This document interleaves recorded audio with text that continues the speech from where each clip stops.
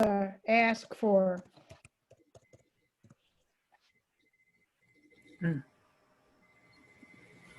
How are you, Anita?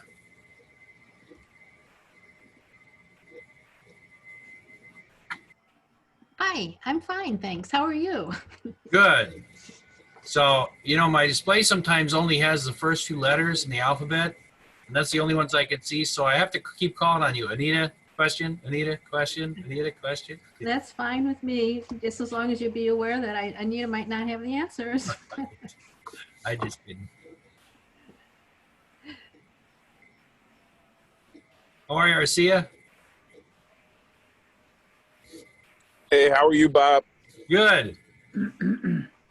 Driving right now, but I should be home in the next 20 or 30 minutes. That's cool. Hey, if I call on you, anybody that's driving right now, and I thank you for letting me know, some of you students that are driving, if I call on you, don't pull over to the side. Don't weave through traffic. Just say, pass. Well, the cause of the accident, according to the judge, was Mr. Allen sitting in front of his computer asking me a question. I don't want anybody getting in a car accident. They'll have to call you in, Bob, as a witness. So. And what question were you asking him? How much money do you have, Mr. Allen? Because we're taking.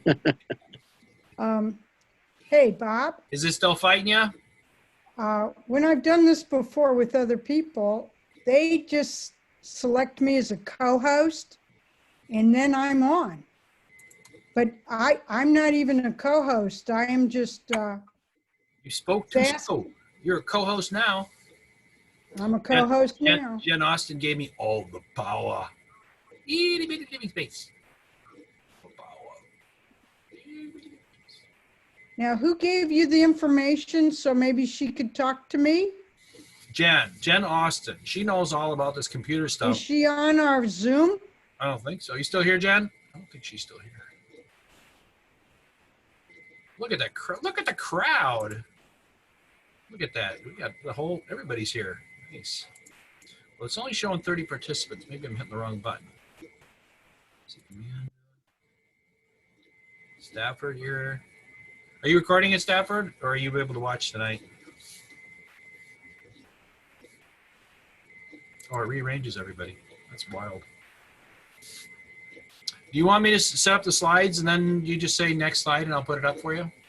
I think yes. That's going to happen because I can't get on. It's okay. We'll take care of it. No worries. Chapter 5. Cinco.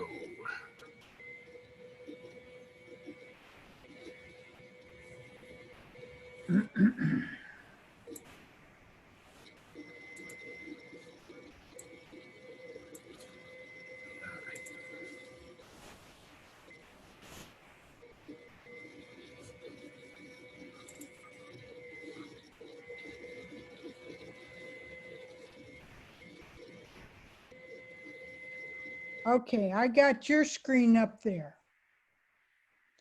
And are we ready to start? I don't think it's time yet, are we? I show 5 minutes late, so we're ready to go when you are. You ready? All right, let's, okay, let's go. Are we ready? Can everyone hear me? Yeah, you sound loud and clear. Thank you very much.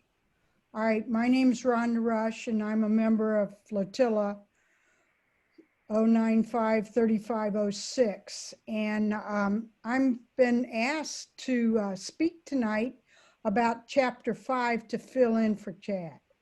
So what I've done is I've put together a couple of things for Chapter 5, and we have these slides. So the next slide, please.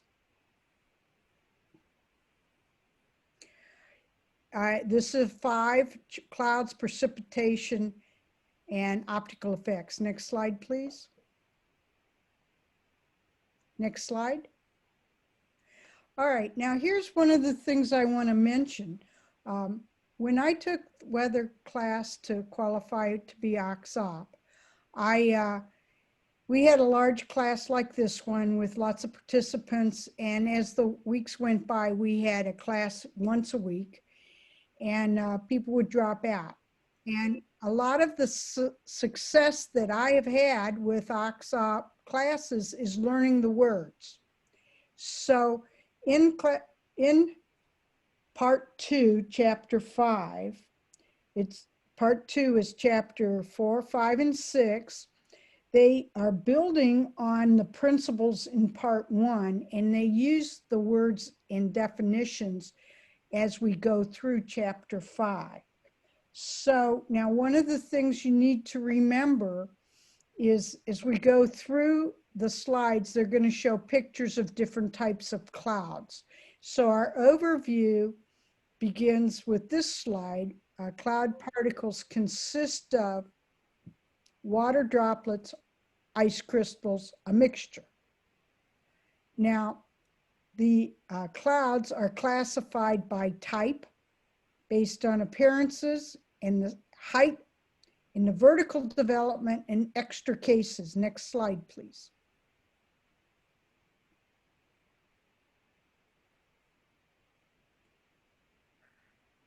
Okay, so when they try to talk about clouds, they're talking about the definitions of what clouds are. Water clouds are made up of small water droplets, and ice clouds are made up of ice crystals. Clouds form when water vapor condenses on particles called condensation nuclei. It either occurs when the air temperature is reduced to the dew point or when the water vapor is added until the dew point rises to equal the air temperature. And we have to remember what dew point means. All right. Another thing is they're calling the fact that the water vapor condenses on particles which are called condensation nuclei. So the water has to actually grab on to something that is dispersed in the air, and that item is an aerosol. So it also talks about the size of these little particles, the nuclei, are less than 0.2 millimeters. So that's a tiny little particle. You can observe it if you have really good eyesight, a microscope, you can see it, but it's very small. Next slide, please. So how do we classify clouds? By the height of the bases, and that means that low, middle, and high. And they're talking about feet of 6,500 feet above sea level. So these values are not above the top of the Rocky Mountains, they're above sea level. So by their appearances, you've got lumpy, flat and uniform, or wispy. So you have 3 new words here to remember. And they separate these different types: lumpy, cumuliform, stratiform, cirriform, by their vertical development, meaning how high they actually go after they establish their base up until they end. All right, next slide, please.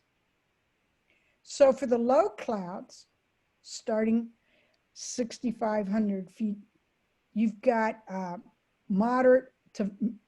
small to moderate vertical. Then they've got the stratus, and they are called stratiforms, and they've got some abbreviations for this. You can see them right there after the name, stratiform ST. They look gray from below.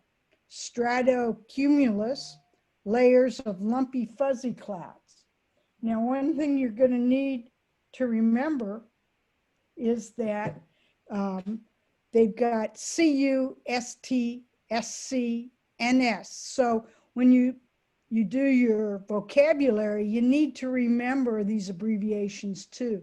Cumulus, CU, is not copper, okay? So CU is usually the abbreviation for the element copper. But here in the weather class, it's cumulus. Now, the middle clouds are mostly water droplets or some ice in there. So you have alto, Stratus, and Altocumulus. So we've got a repeat of the root Cumulus and Stratus. Next slide, please. Now, in the very high clouds, remember, those are the highest ones. They're wispy and thin. So you've got Cirrus, CI, Cirrostratus, lumpy, clumpy, uniform layers, but very thin, and Cirrocumulus, layered of uniform or irregular small cumulus. Now, the clouds have vertical development. They're called cumuliforms. And we're going to get to that later. So let's go on to slide number 9. This is a table that kind of helps you remember all these, oops. Okay, this table of 3 types of different clouds. They've got the root forms. I hope you can see my pointer. Maybe you can, maybe you can't. The types and heights on the far left. As you go down, you'll see the roots, cumula, strati, cirri. And then they add form. And then when we go low, less than 6,500 feet, you'd have none of the wispy ones that hold ice crystals, but you do have the ones that hold water. And then you have the middle, 20,000 feet, it's quite high, and you've got alto as the key word there, Altocumulus. All right, and then as you get really high above 20,000 feet, you've got Cirrocumulus and Cirrostratus. Now the vertical development, they talk about these, and you're going to see these more in chapter 6, but they end with Cumulonimbus. Okay, now I've never been a great person to pronounce things well, but if you think about them as saying every syllable, it will help you. Cumulonimbus, okay? Every symbol, and that's how we would say them in chemistry, like, tetrahydrofuran. We say every symbol. I was a chemist, so I have a bias about that. So as you learn these types of clouds and you look at this chart, you'll want to be able to flag this page in your book so that you can come back and learn these words and how they have the roots and they have the endings to help you figure out what the things are. Now, the next slide, slide 10, we start the pictures of the clouds. Now, I've spent a lot of time looking up at the sky, daydreaming when I was in school, looking out the window. But these pictures are really nice, and also in our manual, they're really well done. So what you have is you look at these little puffy cumulus clouds, and they develop some vertical development. And here's the key: if the clouds are puffy and white and they're not too high, we're not going to rain today. So let's go to page 11, slide 11. Now here's the stratus clouds. These are going to be forming flat uniform. They're a little higher. Now they don't produce precipitation either. All right, they look white. But again, they're not puffy. They don't look like cotton balls. So these are the stratus clouds. Slide 12, please. Now, Stratocumulus clouds. They have an appearance between puffy and just flat. So you get these rivulets in here that look like bands. And there's some darkness to it. They're puffy, they're layered, okay? And they have edges that are fuzzy, they're not sharp. So they're not cotton balls. That's Stratocumulus, page 13, please. Now here we get into the Nimbostratus. So Nimbo clouds are stratus clouds that are thickened, and this is the one that gives you rain. And we've seen these a lot lately. You can see the rain falling on the horizon if you're located with the sun to your back, and you'll see them as flat, fairly dark. And these are the Nimbostratus clouds. So stratus means middle height, and Nimbo starts to talk about them holding precipitation. Page 14. Now, this is the Altocumulus clouds. Now, alto meaning the very high, above 20,000 feet. And cumulus are fluffy and puffy, and they don't really hold rain. They don't contain rain or snow.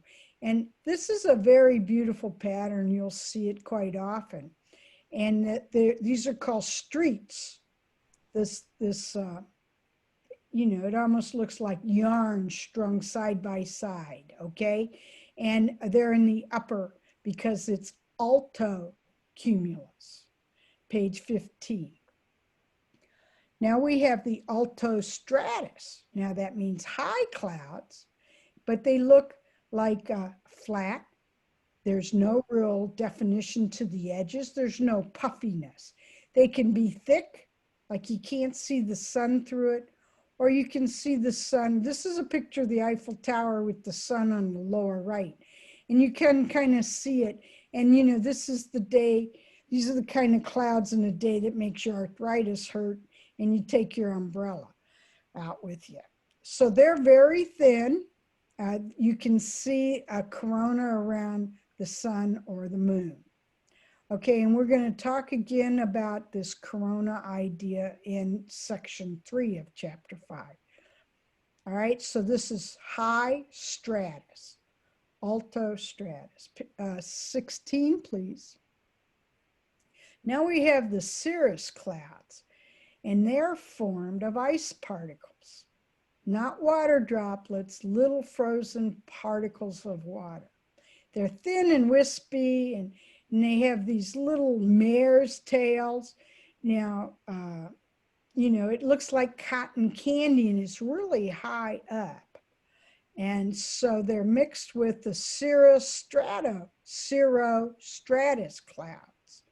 So again, if you learn those roots and you learn the meaning of the antecedent, or let's say the prefix or the suffix, it'll help you remember what they are, plus the actual chart, that 3-3 chart. So let's go to page 17. Now, Cirrostratus clouds look very much like Altostratus clouds. So let's get confused, right? Let's get really confused because they look a lot alike, all right? But they have, the sun becomes a corona because they have ice in the clouds. And you can tell the difference if it's the sun or the moon is behind them. Now, I've had a lot of trouble seeing the moon look with what would be a corona, all right? But I have seen the sun look like this, and they have halos.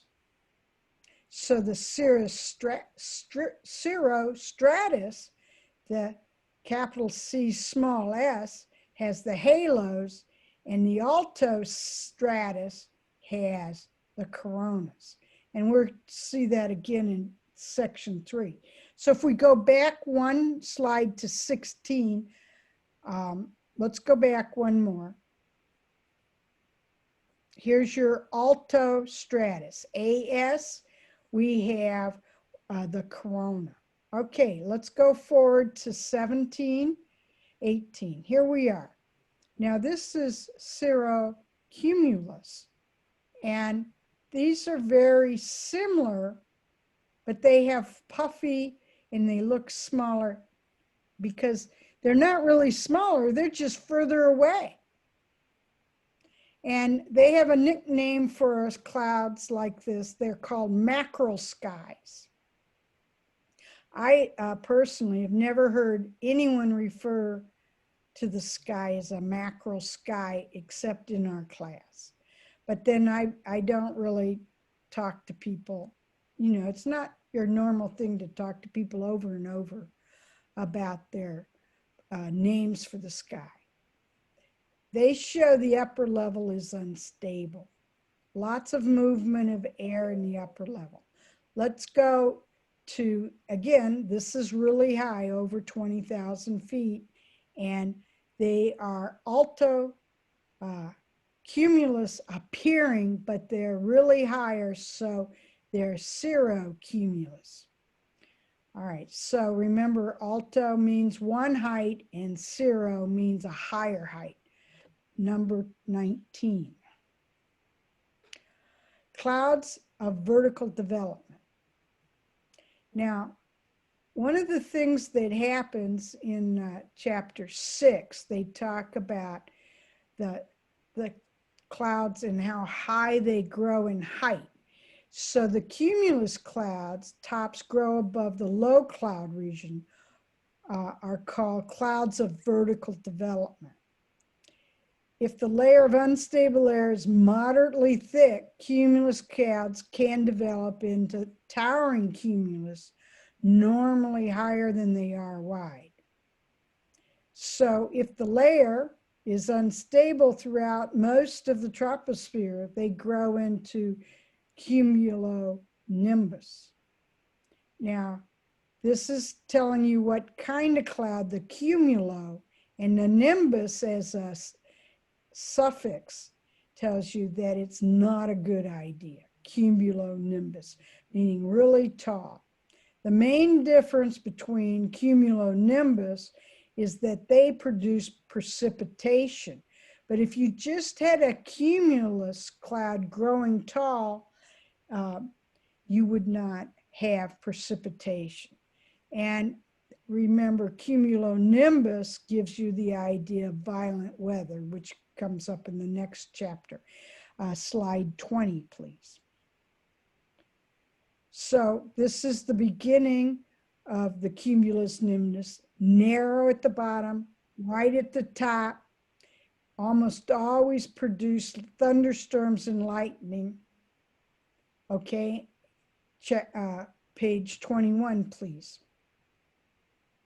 Now, here's some interesting examples. So remember, these are rules that are not always from the rules at the beginning of the chapter. These are interesting examples. Here's a lens-shaped cloud at the top of a mountain. It's an Altostratus, meaning high, and it's not cotton-like, it's wispy and complete. And here we go, these are called lenticularis. All right, I didn't say that right yet. Lenticularis clouds.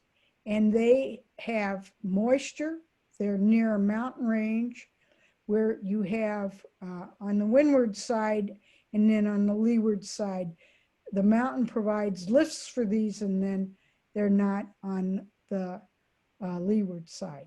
Okay, so you have stable atmosphere, not a turbulent atmosphere. Number 22, please. This is of an interesting cloud formation. It's Cumulonimbus mantatus. All right. Okay, everybody laugh at that last one. But remember, it's Mamatus. mamatus. Mamata. Like mama. Mamatus. Mamatus. Okay, that's good. Now, these are thunderstorms whose base is lumpy and rather than flat, and the cloud is starting to dissipate. So one thing, these used to be like a tornado warning, but they're no longer thought to be that. So this is Cumulonimbus mamatus. All right, next page, please.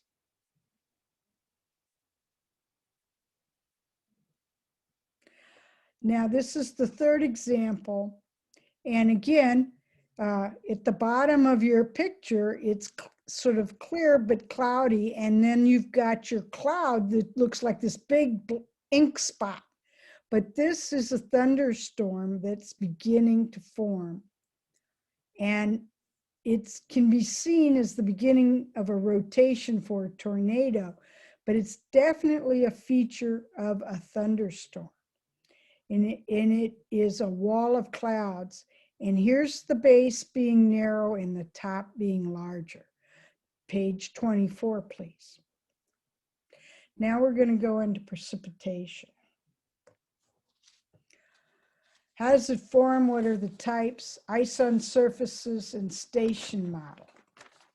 All right. On slide 26, we talk about precipitation. And I made some notes when I was doing my preparation here. And one of the things we want to talk about is the image on the right-hand side. Is a typical raindrop is 2,000 micrometers, which is 2 millimeters. Okay, so that's pretty big compared to an ice crystal inside an ice particle, okay? The cloud particle in the picture is about 2/100ths of a millimeter, and drizzle is about 0.5 millimeter, but a raindrop is 2 millimeters. So you'll see that there's a definite size difference between the water drops and the actual raindrops and the ice that is suspended that makes our clouds, or the drops of water that make our clouds. So there's a size difference that controls this. Number 27. How does precipitation form? Now you've got two different theories. A theory is something that's not 100% all the time. It'd be called a law. So a theory is a hypothesis of what it is. So you have two accepted theories. The first is a warm tropical air. It's called a collision coalescent process. So you have warm air with moisture in it, and then it has to have little particles of salt in the air, and then the moisture coalesces around the particles. And then it becomes large enough that it will fall. The second theory is a mid-latitude air, well below the freezing at higher altitudes, and it's called the Bergeron process.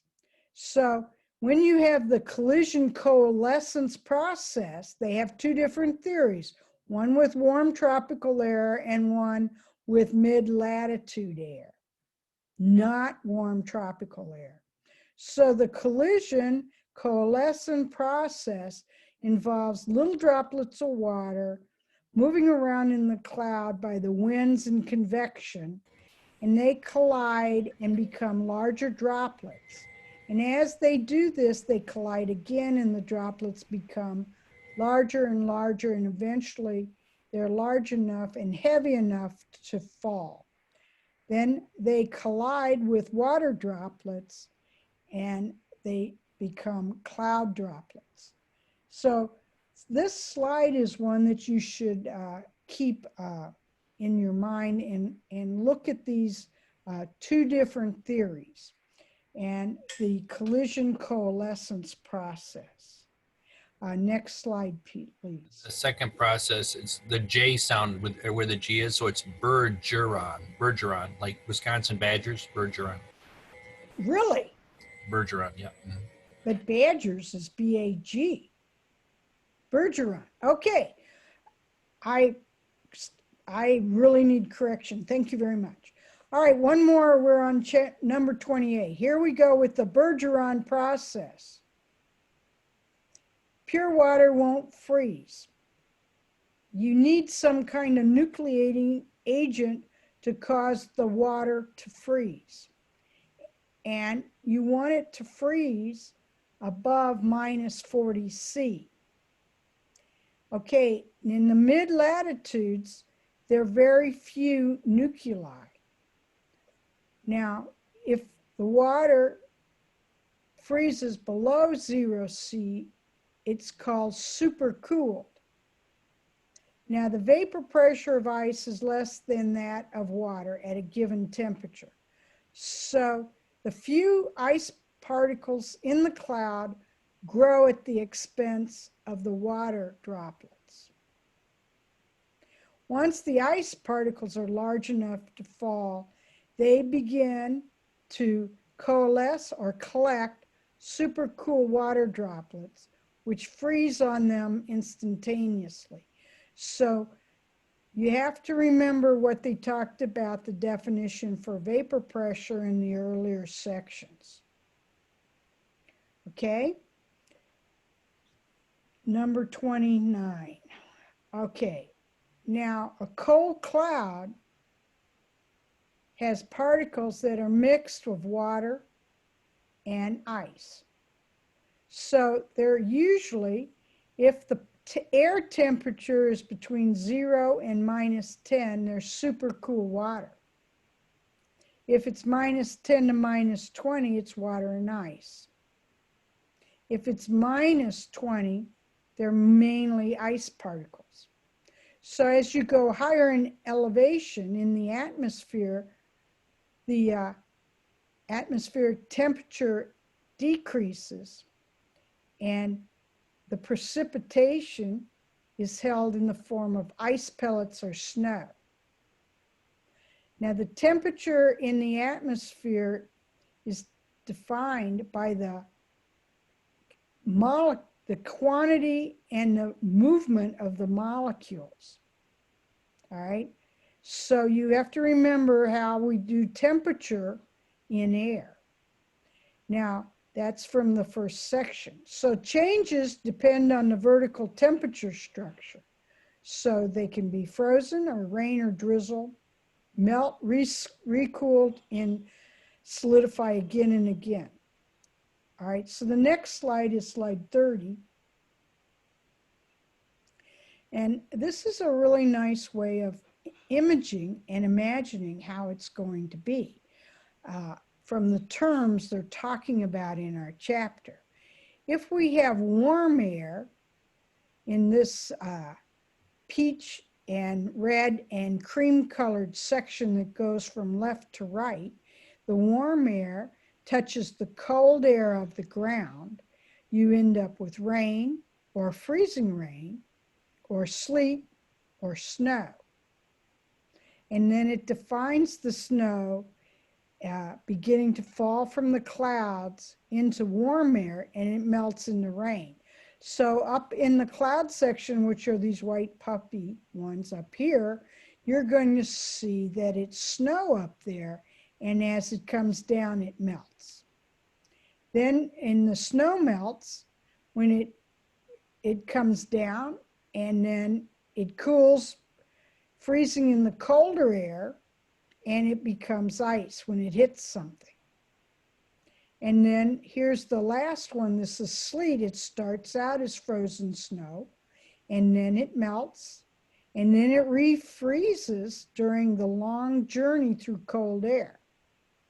And then we have snow where it just doesn't really melt. It just drops from the clouds as snow as it is in the clouds.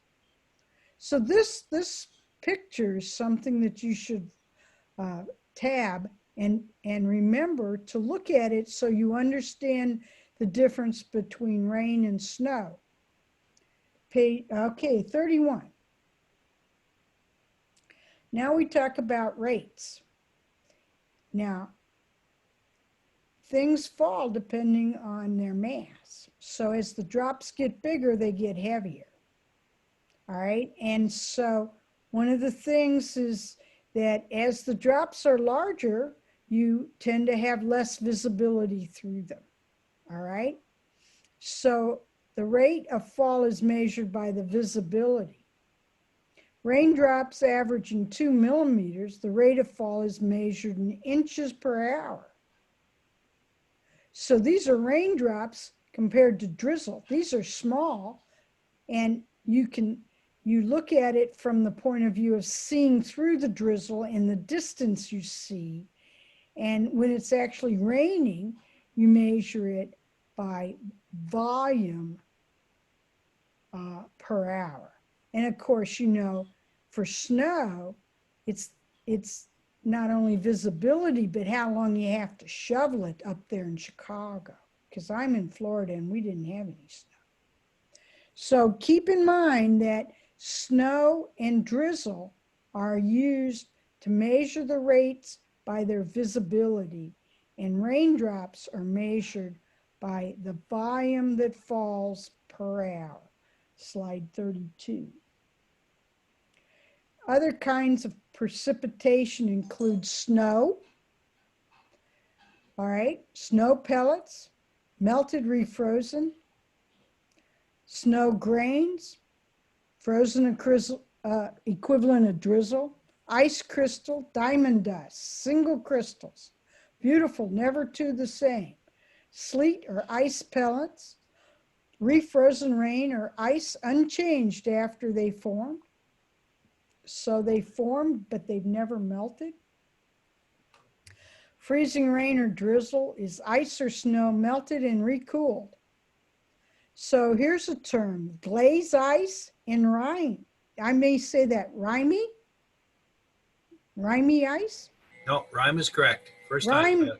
R-I-M-E, rime like in lime. No rhyme or reason. Yep, rhyme. All right, so what you have here is you have two more terms. So hail is in the next chapter. So let's go to 33.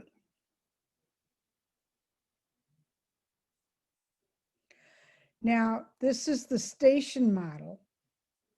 And this is what is the weather situation?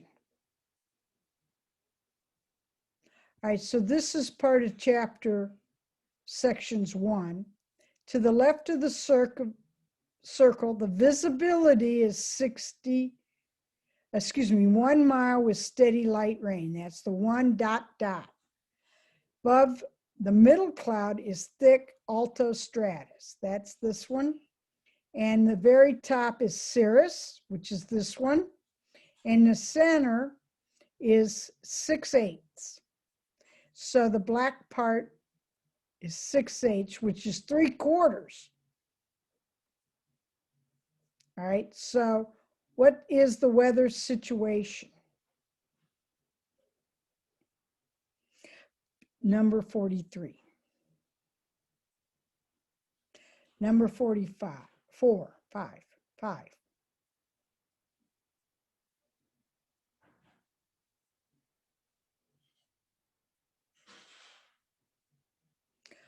Okay, You now we're wanted to go gonna to 30? Did I skip something there, Rhonda? Sorry. No, go on to 35.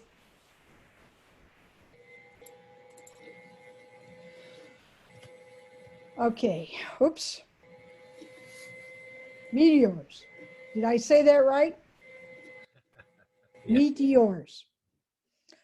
Okay, this is how light interacts with matter.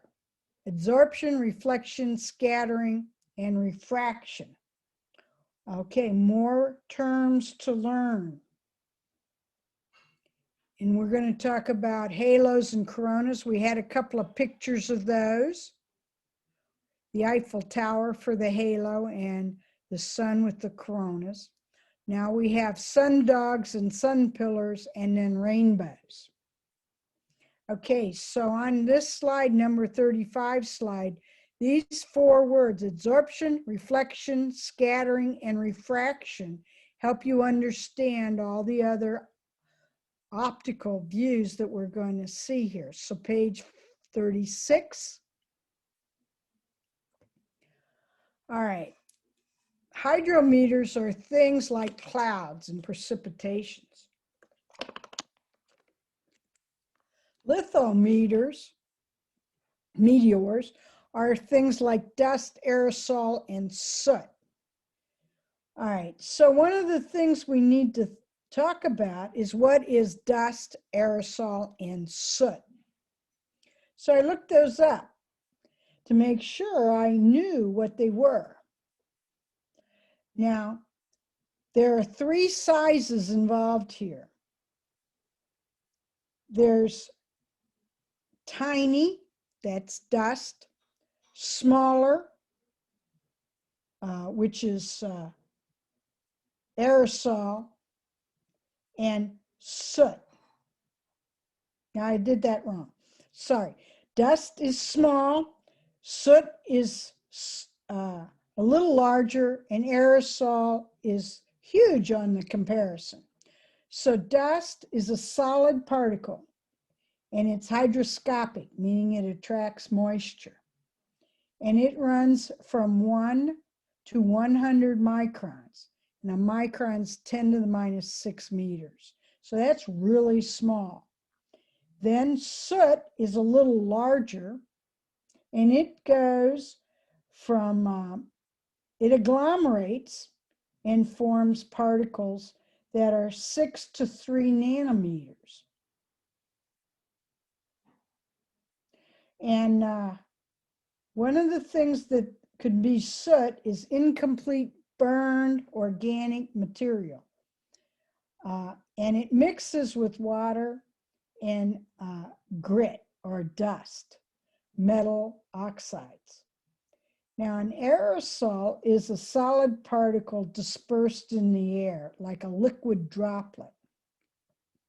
So you've got salt, sea spray, sea salt, mineral dust, volcanic dust, smoke, vehicle exhaust pollution particles, forest fires.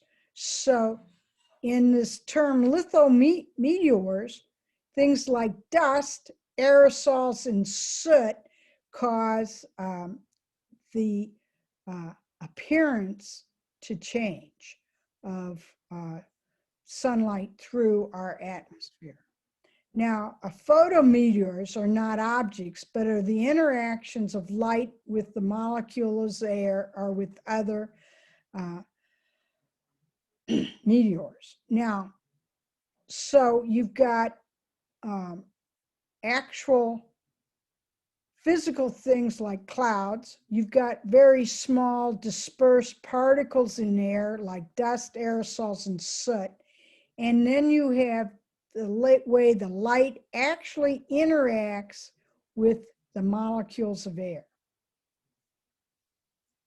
Okay, so we have these photometers, which is the way the light is changed as it goes through the air based on the moisture and the particles. So the photometeors are really showing us what we have for hydrometeors and lithometeors. So we have halos and coronas, rainbows, sun pillars, and sundogs. Now, I would flag this page in your book also because it describes the essence of part 3 of chapter 5. Let's go on to page 37. Okay, so here we've got more terms. They're in italics. The way light interacts with matter. Absorbed, reflected, scattered, or refracted. Okay, absorbed is like getting a sunburn. Reflected is like having a mirror and the light changes direction without being absorbed. Scattered is dispersing in all directions. And refracted is changing directions and dispersing colors. All right, so these are 4 terms we need to remember to pay attention to. Let's go to page 38. Now here we go with the scattering and the propagation of light. Now we have very small particles, okay, which is the dust, and then we've got the soot, and then we have the aerosol. So you must remember that as the particles change size, the light scatters differently.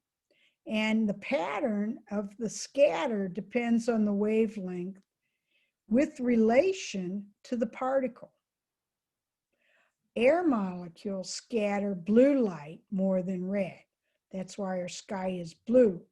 When the sun's light ray comes in, it has all the colors, but it's scattered by the air molecules. That's the oxygen and nitrogen in the atmosphere, and the blue light gets scattered around and around.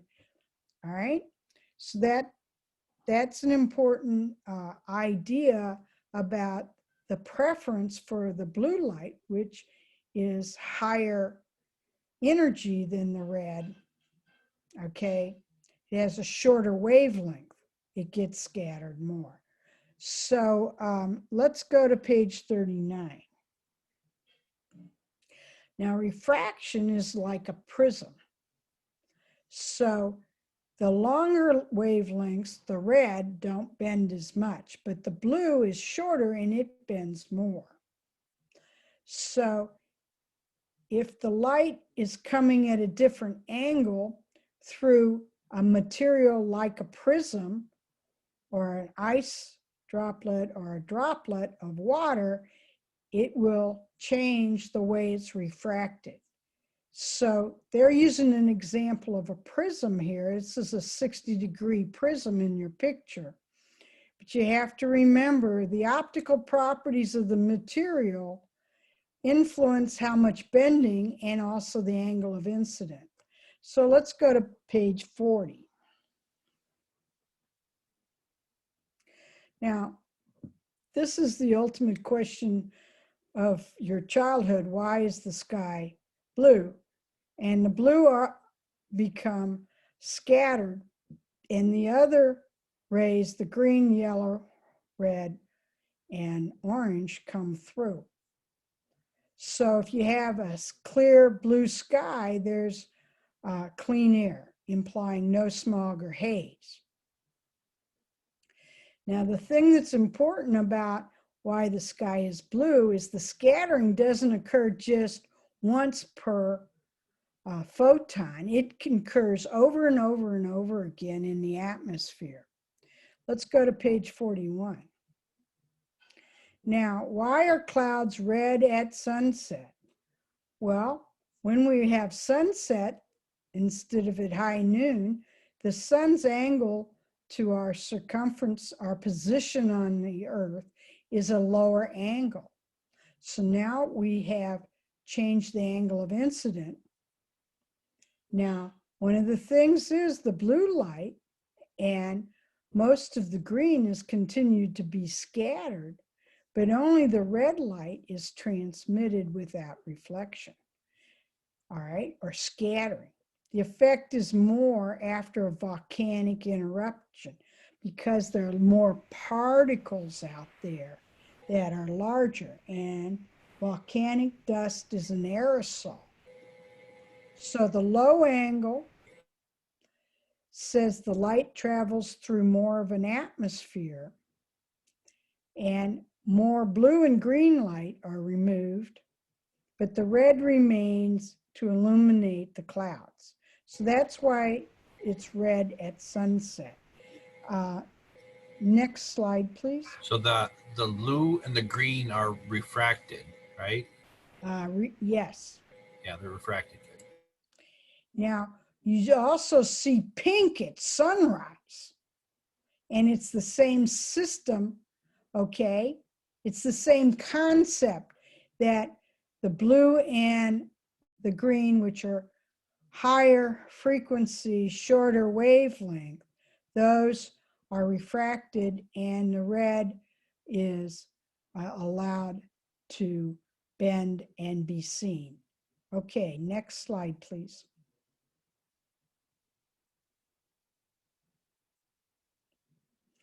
All right, now halos. They're caused around the moon and the sun.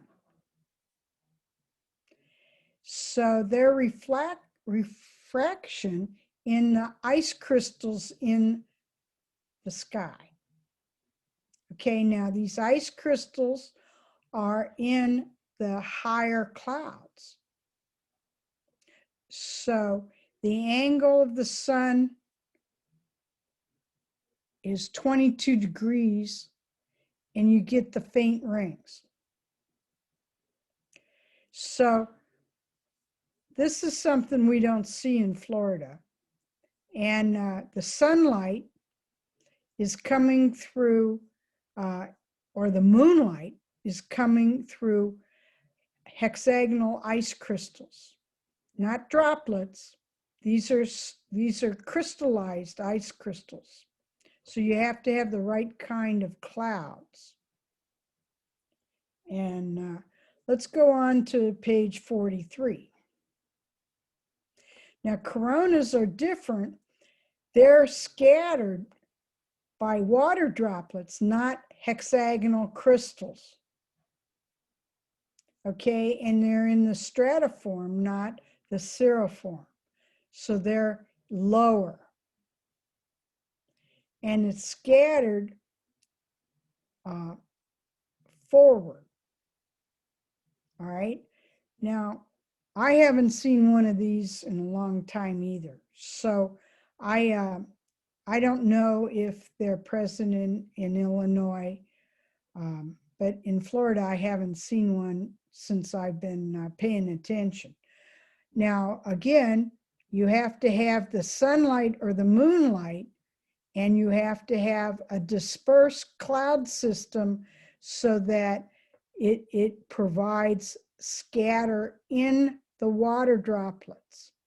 If you've got a blue high sky with puffy cumulus clouds, you're not going to see this. Next slide, please. Sun pillars and sundogs. I've never seen one of these before either. And we can talk about it when we go to questions and answer if you've ever seen one. They're reflected on the flat hexagonal crystals in these types of clouds that have solid ice. And the sundogs are on either side and are refracted from the hexagonal. So you have light reflected and light refracted. So has anybody ever seen one of these? A sun pillar or a sundog? I've never seen one. You seen one, Bob? Yeah. Now the sundog, sometimes you'll see them in really cold weather, when the sun is real low on the horizon. I've seen the sun pillars out here in the west. The sun pillars? Yes. Oh, okay. I've never seen one. It's going to be something I'm looking forward to. I went to see the solar eclipse, and I liked that a lot. It was a lifelong goal. So let's go for page 45. Rainbows. People have seen rainbows for years. And one of the things about rainbows is that you can have two rainbows, the primary, which is the brighter one, and the secondary. And it's caused by refraction and then reflection within inside the rain droplet. Now, the thing that's really important is that not everybody will see the rainbow because some people are looking into the sun. And this, you see it when you're standing with the sun to your back. You're not looking at the sun. The sun's behind you and shining on the rain that's already passed by you. And these are quite routine in the Midwest after our thunderstorms in the summer. Now they have a rarity where you have reflected and refracted and reflected one more time, so you get a third rainbow. I've never seen one of those. Bob, have you ever seen one of those? A tertiary rainbow? I don't remember seeing one, no. I've never seen one. Let's go on to page 46. So here's some summaries. Okay. Clouds are collections of small water or ice particles. Okay, in order, you've got to have something for them to nucleate around and to have the air saturated. They're organized into different types. And we've got all these different 3 types with their abbreviations. The puffy, the ones that look like cotton balls in the sky with blue behind them, the stratiform, flat and uniform, and the real high wispy ones. They're categories by height. So you've got low, middle with alto, and high with cirrus.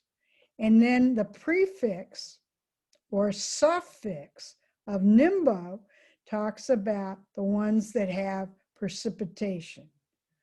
Page 47, please. All right, so we've got all this, we've got all this type of water or ice. We have coalescence, collision coalescence in the tropics, and the Bergeron. Did I say that right? Don't think so. Bergeron. Bergeron, okay, when the air is below freezing. Supercooled droplets, ice particles present have to grow at the expense of the liquid particles. And then you have your water temperature being at 0, you're going to have droplets. Then you're going to have a mix of droplets and ice, and then you're going to have ice. Okay, now we had a picture that showed how the frozen droplets fall through the warm area to a cold ground, and explaining rain and drizzle, melting and freezing rain, or refreezing or sleet. And we also talked about having another approach, which was snow. Page 48, please. Now, light interacts with molecules and meteors, particles in the atmosphere. They've got 4 different ways. Scattering is a form of diffraction and spreads the energy in all directions. Refraction bends the light and disperses into wavelengths, like a prism. All right, and you see the refraction in the form of a rainbow. Blue sky is blue because the light is scattered more strongly. Sunsets are red because the red is allowed to pass through as the blue and the green wavelengths are scattered away. You've got the definition of coronas and halos and rainbows. Let's go on to page 49. Okay, we've got our questions, and let's keep going with the questions here. I think these are answered in the book. These are not the questions, are they, Bob? No, these aren't the questions. Real No, quick, this is the questions at the end of the chapter. right. You're going to take over for the questions. I am. What we need to do is get the list of questions. So Stafford, can you unmute? You want to ask your question again while I'm working on this? Well, if I understood correctly, and you're saying I didn't, there wouldn't be any low altitude clouds in the mountains because the mountains are going to be above 6,500 feet. Right. Well, low clouds is from your perspective from the ground. So there will be clouds. They'll just be up at 6,500 MSL. but those would be low compared to your perception being on the ground. So if we're at 10,000 feet, they're going to be to 16, and we're going to add 10 to everything then for the altitude of our clouds? Right, yeah. Well, I think most of this course is kind of designed for someone who is not that high, within 1,000 feet of sea level. Right, I understand that. Mm-hmm. Good. There's one other thing about that, and that is that fog is a low cloud that can be close to the ground. And when you're thinking about a mountain in a vale, you can have a cloud that's in the valley of your mountain. And we had that one example of a type of cloud that goes over the mountains on the windward side and dissipates on the lee side. There was a term for that. Okay. Right. Now, one thing that I wanted to share regarding standing lenticulars. Standing lenticulars, it says it's relatively stable air, but if you're in the cloud itself, they're generally formed by a tremendous strong winds. So those are, you know, if you're in an airplane and you fly into a standing lenticular, it's going to be going from an area where there's relatively light winds to going to an area where there's very strong winds. And so that's going to be a bumpy ride. You don't want to, the pilots will avoid the standing lenticular clouds because within them, the winds are very strong. It's like, you ever see a jet plane fly overhead and then behind it, you can see you can see a contrail because the air is so disturbed by the passing of the jet. It doesn't mean the air is smooth there. All right.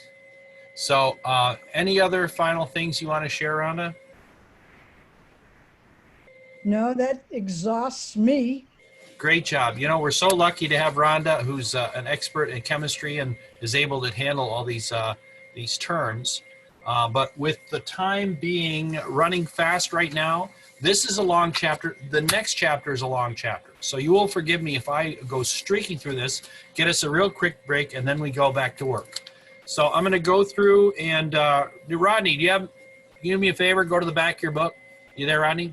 Yes, sir. All right. You got the back of the book in front of you there? I do. All right. I don't have time to flip between the two pages because we're kind of in a hurry. So I'm going to ask around, and Rodney, you're going to be our teacher if somebody gets the question wrong. Adam, number one, Nimbo added to a cloud name means? C, precipitation. Excellent. Al, are you here, Al? I don't think Al said he couldn't be here. Are you here, Al? Were you able to log in later? No worries. Alex Carmichael, number two, clouds with a horizontal layered appearance would be? A, stratiform. Stratiform, yeah. So stratus, kind of mid-level clouds. Good. Number three, Amanda McAllister, clouds with a wispy appearance are? C, cirriform. C, good. Well done. Anita Lekas, number four, clouds with a lumpy appearance are? Lumpy and bumpy. You know this one, Anita? You can pass, Anita. You said you're going to pass. If you need to pass, pass. Did I lose you, Anita? Somebody got kicked off, it sounded like. Number four, Ann Brink, clouds with a lumpy appearance are? Cumuliform. Is that what it says there, Rodney? Cumuliform? Yes, sir. D. Oh, D. Okay, good. Arcia, number five, which type of cloud produces precipitation? C, Nimbostratus. Nimbo. Yeah, Nimbo means rain. Good. Bill Vahey, number six, middle clouds, range and altitude. You there, Bill?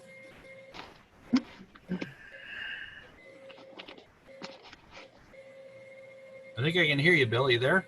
Yeah, I have my mouse on the wrong screen, so when I hit the space bar, it doesn't turn the audio on. Between 6,500 and 20,000 feet. That is correct. Well done. Chris, are you here? Low cloud bases are found? A, alpha, below 6,500 feet. Excellent. Well done. Don Broughton, number 8, clouds that develop vertically are? Cumulus. Right, cumulus, puffy, yep. Right, good. Deb Salvi, number 9, what type of cloud would you associate with the phrase mare's tails? A, Cirrus. Correct. Number 10, Gary Cahill, you here? I think somebody said he could make it. What type of cloud would you associate with the phrase mackerel sky? You there tonight, Gary? A couple of guys said they couldn't make it tonight. Harry, are you still driving? Harold? I'm sorry, Harold. Are you still driving? Jane Bickle, are you here? Some people logged in late and I couldn't tell who it was. Jason Pfeffer, number 10. What type of cloud will you associate with the phrase mackerel sky? C, Cirrocumulus. Cirrocumulus, well done. Jessica McAllister, number 11. Cirrus clouds consist of? Ice particles, B. Right, cirrus clouds are high, so they have ice. Well done. John Puskar, number 12. Nimbostratus clouds produce?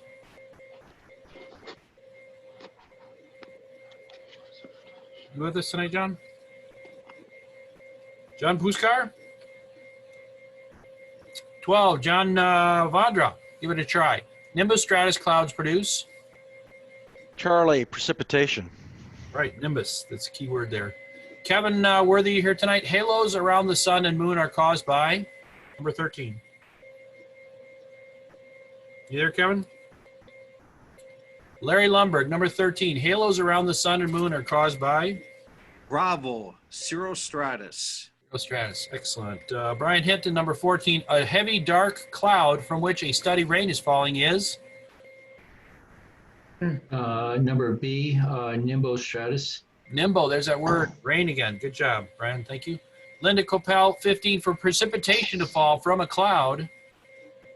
B, the cloud particles must coalesce. Excellent. Mario, you hear number 16. The factor that best determines what type of precipitation occurs is? You with us tonight, Mario?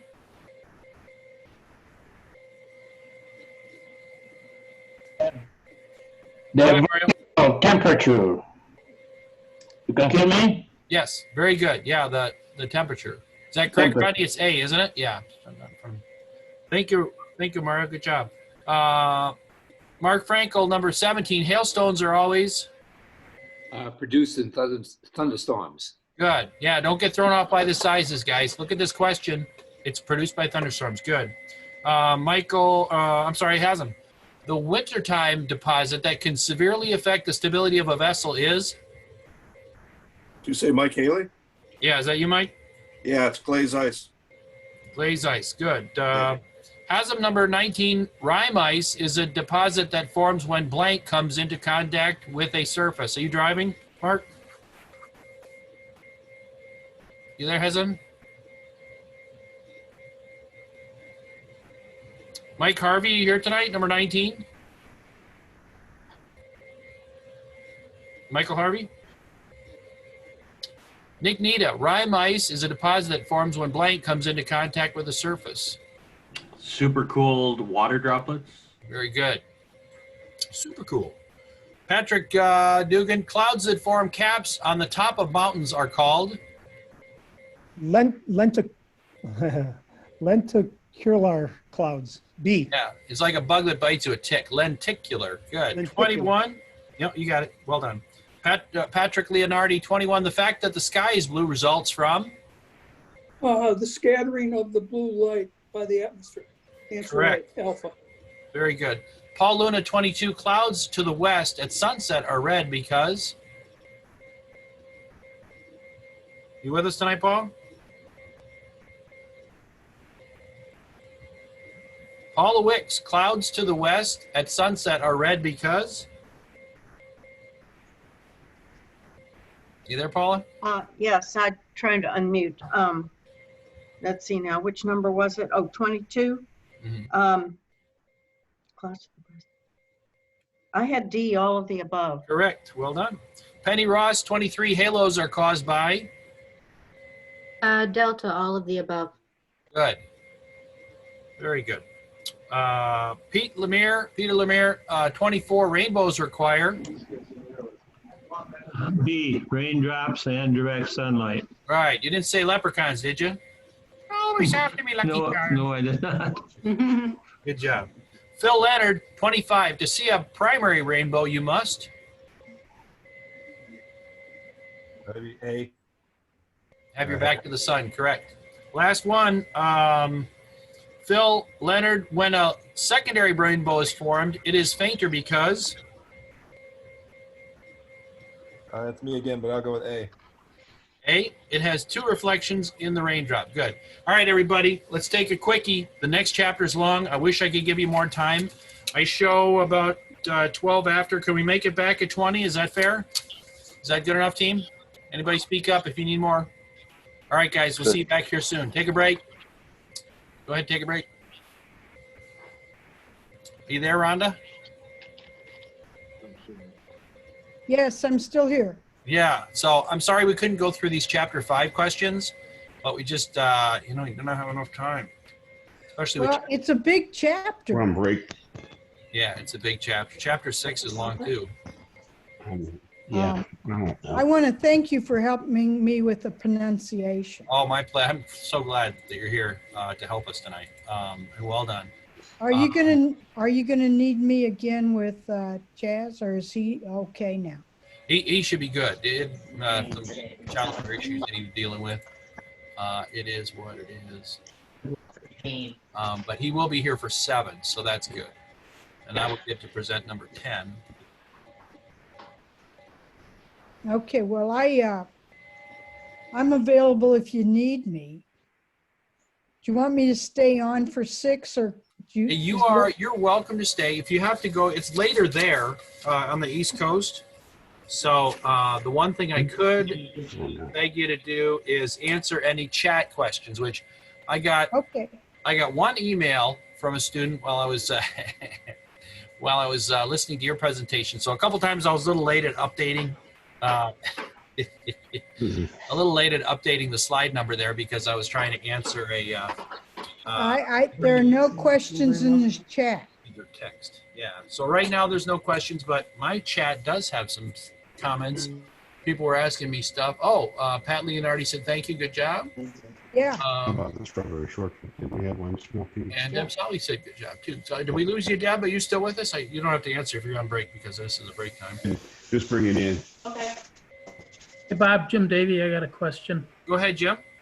On slide 33, they've added a whole bunch of new symbols. I didn't see where the explanation was for those new Is that the symbols. station Yes. symbol? Well, it's I the didn't cloud answer- symbols. Yeah. So I didn't do that. So I didn't do that. You'd have to go back to the first part.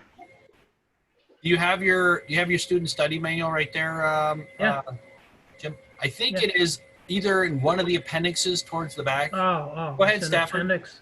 All right. Is that you, Stafford? Did you have something? Okay. Bob, Larry Lindbergh. Go ahead, Larry. Also, question on the station model. I don't suppose you could quickly bring up page 55 in the study guide? No, I honestly do not know how I could do that. Let me look. Stand by. Yeah, I hope I didn't close that. That would have been bad mood. Oh, cannot minimize Zoom. Okay. What's your question, Larry? Maybe we can. Well, what I'm wrestling with is above the picture of the station model. What page? 55. Page Yeah. 55. Yes. All right. Are you seeing it here? I can see it. I'm Yeah, not, but I'm looking at it in my book. So You can't see it. I should be sharing my screen. Am I sharing my screen? It's the same as 33. No, you're not sharing your screen right now. Oh, that explains why. Sorry about that, guys. Just give me a break. Huh. Let's see if I can find it now. okay, I'm in an airplane now. There we go. Clear to land. So in the top paragraph, it says about the third sentence down, the low clouds are Nimbostratus on the right there.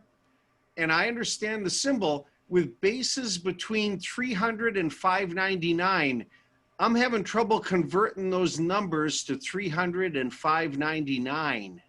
So if you look at the definition of Nimbostratus, it should tell you that all stratus clouds and see if the definition, and you know what, I don't have it open, so you got me kind of. Well, I guess I was thinking that the 2 and the 59 had some sort of significance that I wasn't understanding.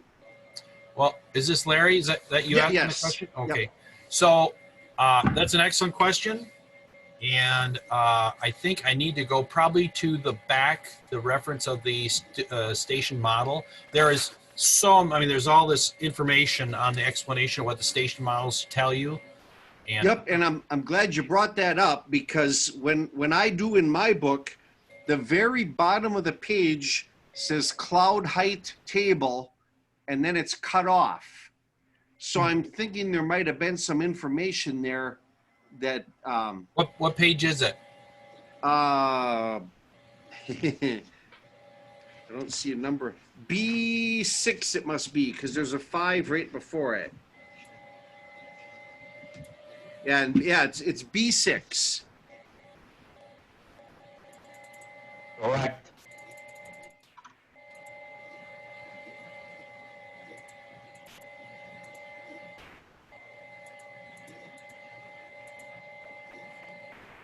Is this there it here? It is. Now at the so maybe it just was I did not have that everything under cloud height table. What I could encourage you to do, unfortunately, is to tell you. Well, wait a minute. This is the same one I sent out. Is that your printer, or did it just might be out right? But you know what? That still doesn't explain to me what that 2 means in the station model. 0 to 2 kilometers. I wonder if it's right here. Okay. I don't know. I should have a quick answer for this question, but I don't. Well, and don't mean to put you on the spot. Maybe it's not even in the test material, but I wrestled with that. I even Googled it, and I trying to come up with a meaning for those numbers. Well, let's look here. It's this. Let's see, where's D? D is cloud type, but it has a number next to it, doesn't it? It has a 2 below it, and then the C is a 59. Oh, the dew point is 59. Okay, but the D. Well, yeah. You know what? You're right. The station model in the book is a little different than the one in the appendix, isn't it? Oh, the one that they're displaying there? Yeah, because like you say, back on page 55, it has the numeral 2 where the D is, but they're not showing where there would be a number here. Maybe there's some dated material. You know what? This is an excellent question, which I should be ready to answer, but instead I'm just ready to go on chapter 6 here. Yeah, and that's good enough. Sorry. There is no quick answer, so no problem. Thank you. All right. So I'm sharing my slides. You can all see them, right? Good. Yes. Anybody have any quick questions before we get rolling here?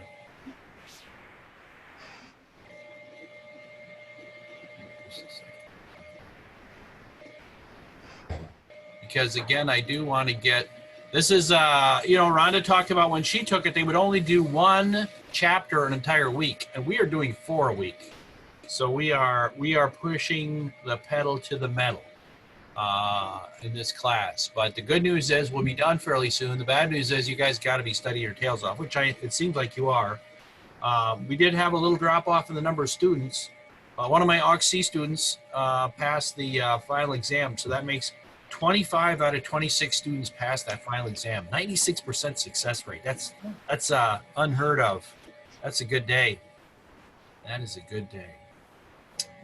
All right. I showed 20 after. Any questions? We are rocking and rolling. If you do have questions, send them by your chat message to Rhonda, who's been kind enough to stay after teaching chapter 5, which is awesome. Welcome everyone to chapter 6. I'm going to talk fast. I'm going to talk hard. See how quick we get through this, and hopefully we'll get you guys out of here by 9. This is the severe weather chapter. It's exciting. There's some technical words which we're going to go over, and we're going to learn more about thunderstorms, lightning, and hail. All right, the overview of this chapter. Tonight we're going to talk about thunderstorms occurrence, how often they happen, what are the stages of the development of thunderstorm. You're going to see that on the test. Multi-cell complexes. Those are come middle of the thunderstorm season and the weather is extremely unstable. You'll see a multi-cell complex. Supercells, a microburst. What's a microburst? We're going to talk about lightning and thunder. What causes lightning and thunder, and how far away, just a rule of thumb. I mean, it's not, you get out your ruler and figure it out exactly, but relatively close. And then finally, we're going to talk about hail. What are thunderstorms? Thunderstorms are a mesoscale convective system. So remember that. They're not tiny. They're not global, which would be global scale. They're in between. They're in middle scale, mesoscale convective systems. So they have a wide range of severity. You have about 100,000 thunderstorms each year in the United States, but most are mild, lasting only 20 minutes to an hour. So anytime you talk about thunderstorms, you know, it could be a bad one, but most of them are not. Most are mild. But 10% are severe, as defined by the National Weather Service, are having one or more of either strong wind gusts up over 50 knots, hail larger than 2 centimeters, which is pretty small, so it's not a real big piece of hail, or tornadoes. So, and of course, anytime we think about tornadoes or thunderstorms, we think about the nasty ones. What does a thunderstorm need? It needs moisture and unstable or conditionally stable air.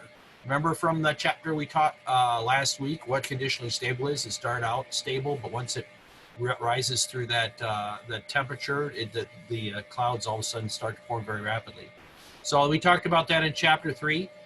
You can also have thunderstorms caused by dry lines, especially down Oklahoma and Texas.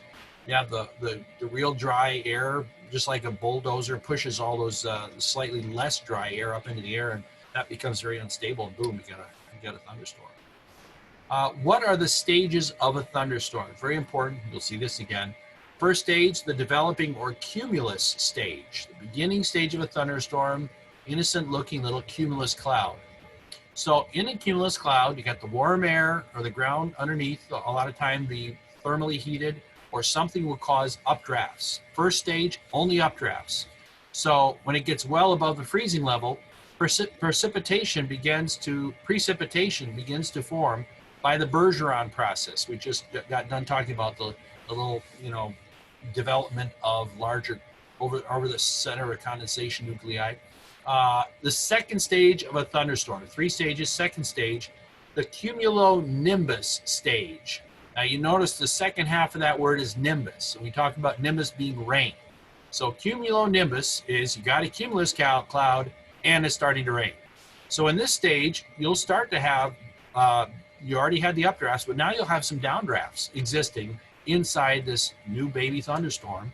You get some downdrafts reaching the surface that can create a gust front, just like that haboob Patrick was showing us in that video, or that picture behind himself there.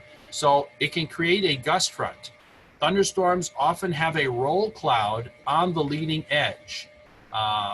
Just like, trying to think of like a roll of surf. Yeah, a roll of surf, that'd be a good example. Only this is moist air. A roll cloud on the leading edge. And the mature stage is the most dangerous stage. It has strong winds, hail, and lightning, all of which can get you in trouble. The final stage of a thunderstorm is the dissipating stage. So at this point, the downdrafts cut off the energizing mechanism, which was the updrafts.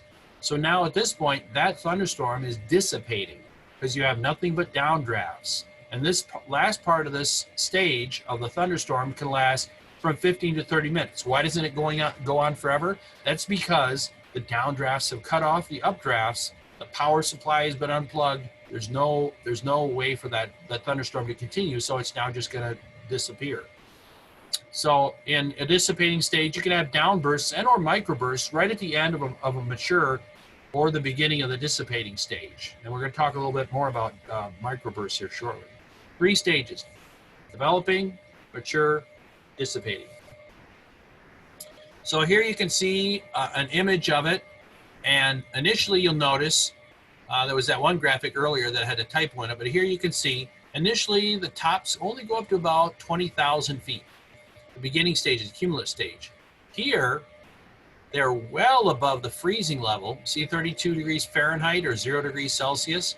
And that's because this unstable air has just created an elevator and is just shooting all the way up here to the top of the troposphere, or top, or up to the tropopause, which is where you'll start to get some inversion so that they can't grow any bigger. But that can be 50,000 feet. What does this show here? This talks about kilometers. And here this shows 40,000, but we know in the middle of summer they get up to 50, 55,000. And finally, you get the last stage here where the intake of air is shut off by all the rain that's coming down. And so now, even though there's still a thunderstorm, it's on the outs here.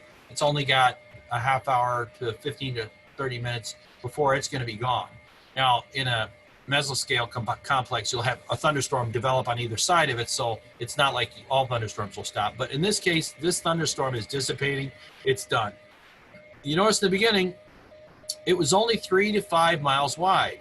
When it grows fairly stronger, the base where the updrafts is still about 3 to 5 miles wide, but underneath there or next to it, you'll have precipitation, which is coming down for another 3 to 5 miles ish, and so the total width can be up to 10 miles for one thunderstorm. And this is just a typical thunderstorm. And then towards the end, you no longer have that wide updraft area, so it's not as big as the mature stage. It starts to shrink a little bit. It's 5 to 7 miles. Good. What about groups of thunderstorms? Can they get together and cause trouble? Yes. Groups of thunderstorms can create squall lines. There's something called a mesoscale convective complex, which is like a whole bunch of thunderstorms all developing at the same time, and basically they feed each other, and so it's just like expanding in all directions on the surface there. So the outflow from a dissipating storm will converge. The dissipating storms will converge, which assists in the development of a brand new storm. So it's just like spread like wildfire. Just covers a large area, and that would be an MCC, mesoscale convective complex. What's a squall line? Well, a squall line may be associated with a front or a dry line, like I said down there in Texas, or if you have divergence at the high altitudes, divergence of the jet stream, so that as that splits apart, there's a vacuum system there. So now underneath, you'll have strong lifting mechanism, which can cause a squall line. So a single squall line can be 300 miles long and last for hours. Squall lines can be fairly fast. They can move at 30 knots, which is obviously faster than a sailboat, usually. And a squall line can have winds of up to 60 knots and tornadoes. So you definitely want to stay away from a squall line. Mesoscale convective complex develop here either in an oval or in a circular, not in a squall line. So, and it's just like a wildfire where they spread out in all directions. So mesoscale convective complex can cover tens of thousands of square miles and last for 12 hours. And they just basically, because of the unstable air, have the power and the energy with all that latent heat to grow in all directions, all at the same time, moving outward from the center. So, yeah. Let's see if somebody has a chat here. Thanks. Here's a more fancier graphic of groups of thunderstorms working together. So here, it's a multi-cell thunderstorm. So here you have cell number 1, and as it dissipates, as the precipitation comes down, it pushes against the ground here, and as it does, it creates a lifting mechanism for this unstable air in this vicinity, where it's more like this, where it's warm air, and its temperature and dew point as it pushes up in the air, latent heat gets released. So cell number 1 pushes out that gust front, which explodes into cell number 2, which does the whole process again. As the precipitation starts coming down, it fires off another cell, which is just building out in front of it. So you have your initial cell here, which it continues down sort of in the dissipating stage, but it's still raining and storming here, and it's created this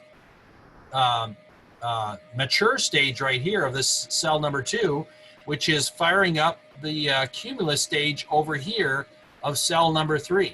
So you have warm, humid air feeding into the storm, such as like a Gulf, the wind's coming up north off the Gulf, and that is just prime conditions for a multi-cell thunderstorm. What did I just do? Something I didn't want to. There we go. Uh-oh. Supercells, I'm back. Y'all see that? Or did I shut it off on accident? We lost your share screen. Uh-oh, hang on, team. Sorry about that. I get excited talking about thunderstorms, huh? I did that. I stopped sharing. No worries. I'm sorry. That's okay. All right, back to supercells. Supercells are single thunderstorms that are much more long-lasting than most thunderstorms. They're sort of like the COVID of thunderstorms. They spread. Due to the presence of a large, stable mesocyclone that keeps downdrafts from shutting off updrafts, you have a repetitious system which starts another one, starts another one, starts another one.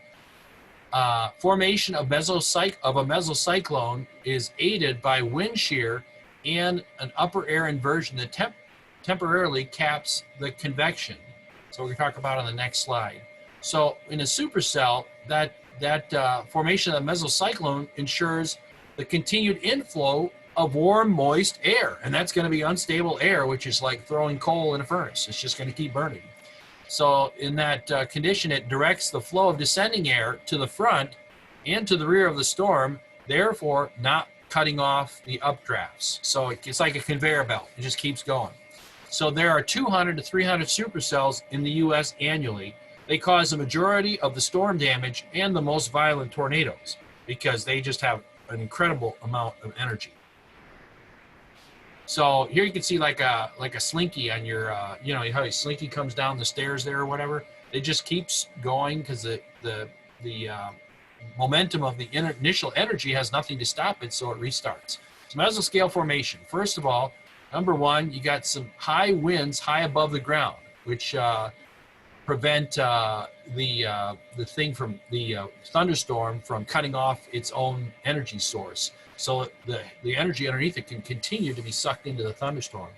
Two, that winds combined with slower winds near the ground give the air in between a horizontal spinning motion. So that just continues to go on. Number four, when an updraft lifts such a tube of spinning air, it begins spinning in a vertical direction, providing the beginning of a mesocyclone. So if you could just imagine setting a slinky on the ground on its side and pushing it forward, and it just keeps rolling, and that energy just keeps feeding into it. So I don't know if I explained it right. Hopefully that made sense. So here's a diagram of a supercell. And you ever seen the movie Twister? You know, they're very excited about this because, and this is a fascinating slide. So here you go. You've got three components of a low-level wind system here. Well, all of a sudden, this middle one gets deflected towards the ground. Now, as that happens, the other two components sort of get twisted open, and that creates an opportunity for, you know, this gust front inside to feed straight up and bring that energy right through.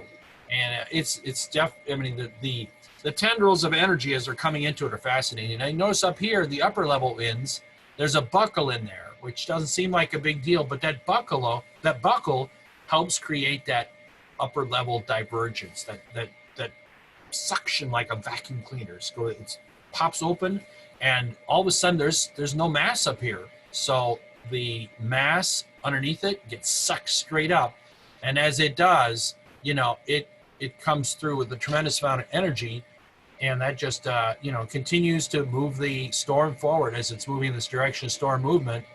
And you have these tremendous front flank downdrafts. So right before the storm gets there, all of a sudden the wind starts to pick up. You know, and they've had tornadoes in every state in the union, so they're everywhere. Obviously, in the Midwest, we hear a lot about them, but right now we just had one, what was it, yesterday in Carolina, killed a couple people. So this time of year, it hits the South pretty hard, and now come summertime, it'll be hitting us pretty hard. So here you see this, I don't know if you remember our symbols here. You get cold air behind. So this is a bit of a cold front, and here it shows more of a stationary front. But you know, again, with the energy coming down, you notice this little vector of wind came in like this, and it got twisted around by the tornado, and it got forced down to the surface. And as it does, it just like a snow plow kicking snow up in the air, it pushes this air, which is, you know, unstable, up, and as it does, it releases latent heat, and it's like a you know, throwing a piece of coal in a fire. It just burns and just fires up. Downbursts. Downbursts are descending air that spreads out at the ground and are due to downdrafts, evaporating precipitation, and the entrainment of cold air. It's like riding on a train. It's pulling in. Didn't make any sense. It's entrainment means like to pull something in. Like you know, let's say you're playing basketball and you need another guy. You know, you pull another guy in. So entrainment means you pull it in. It becomes part of the train or part of the group. So downbursts involve downdrafts, evaporating precipitation, and pulling in cold air. The entrainment of pull. That's a new word, isn't it? Entrainment. So I hope I explained that pretty clearly there in terms of sucking in some cold air. It entrains it, brings it into the party, you know, brings it into the group. Microbursts are more dangerous. So with a microburst, it's more dangerous than a downburst. That comes up later, so remember that one. Winds can be, in the microbursts, they're more dangerous. Winds can be as high as 100 knots, and they can cover a front and a whole area of 2 to 3 miles. We had some microbursts, I don't know, 10 years ago, and just came through, and just like a lawnmower, cut off a whole bunch of trees behind the house here, about 10 feet off the ground. It's the craziest thing. It just went through, and that's how much energy it had. And it was like a lawnmower going over grass. And so we had all these trees back here, and it looked like somebody just came through with a weed whacker about 10 feet off the ground and just wiped out all them trees. So anyways, they're more dangerous. They can cover a front of 2 to 3 miles, and the microbursts have more turbulence. So, you know, a lot of plane crashes are caused by microbursts. So these are the things that are from a downburst, and these are the things that are in a microburst. So, but the microbursts are more dangerous. Lightning. Now we're going to talk about lightning. How are we doing at the time? We're doing pretty good. How you guys doing? You okay out there? I hope you're doing okay. So there are about 20 million lightning bolts a year. 1.21 gigawatts. They kill about 100 people. They cause significant damage, including they're a major cause of forest fires. We had, you know, a terrible year. Was it 3 years ago, 2 years ago, out in Washington, up the whole Northwest there was getting lit up by these fires caused by lightning bolts. So different kinds of lightning bolts. There are 3 basic types: in cloud and cloud to ground cover 80% of them. So a lot of the lightning that occurs doesn't hit the ground, but the cloud to ground ones are the most dangerous, especially if you're, you know, on this 15th hole holding your 9-iron in the air. That's not good. Charge separation in thunderstorms generates charge differences of up to 100 million volts. If you read the student study guide, it did a nice job explaining this, how that you have a negatively charged layer of the atmosphere, a positively charged layer of the atmosphere, and underneath a positively charged part of the atmosphere. And as those clouds go across and the air just knocks those electrons off the surface, all of a sudden the surface becomes very negatively charged, and something's going to happen to get those two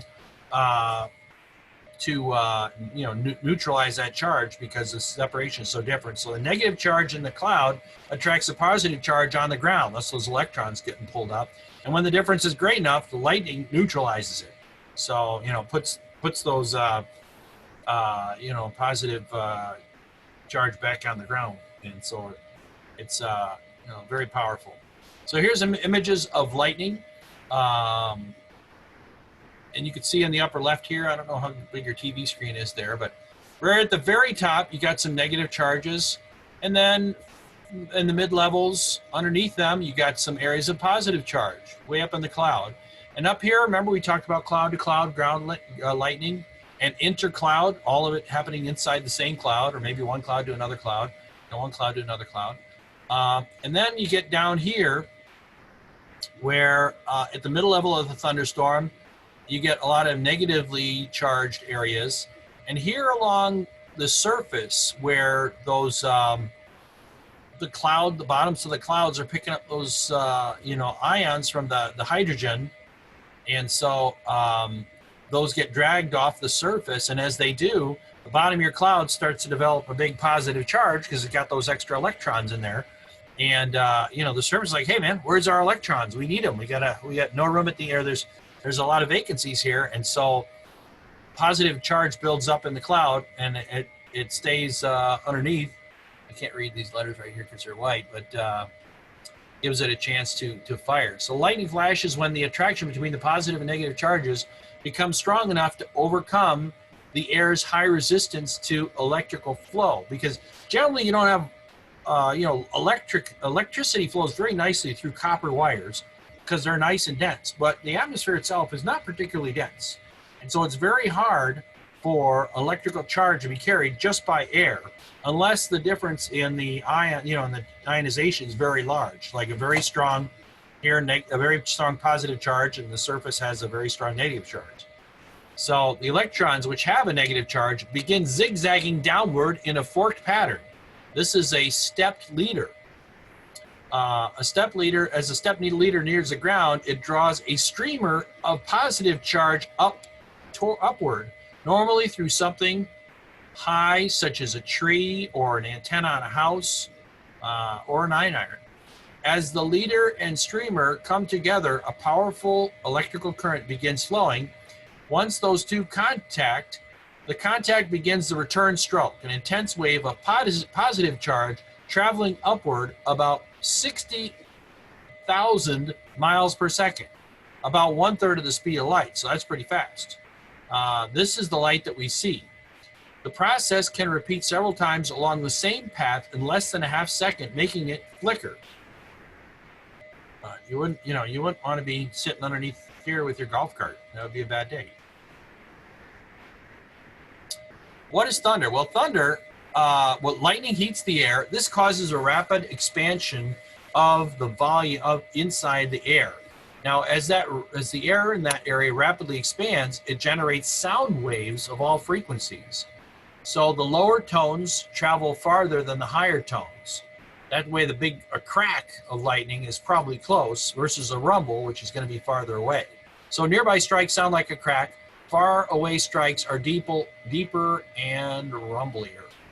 How far away is the storm? Well, what you can do when you hear thunder is you say 1 Mississippi, 2 Mississippi. We don't have anybody in Mississippi from our class, do we?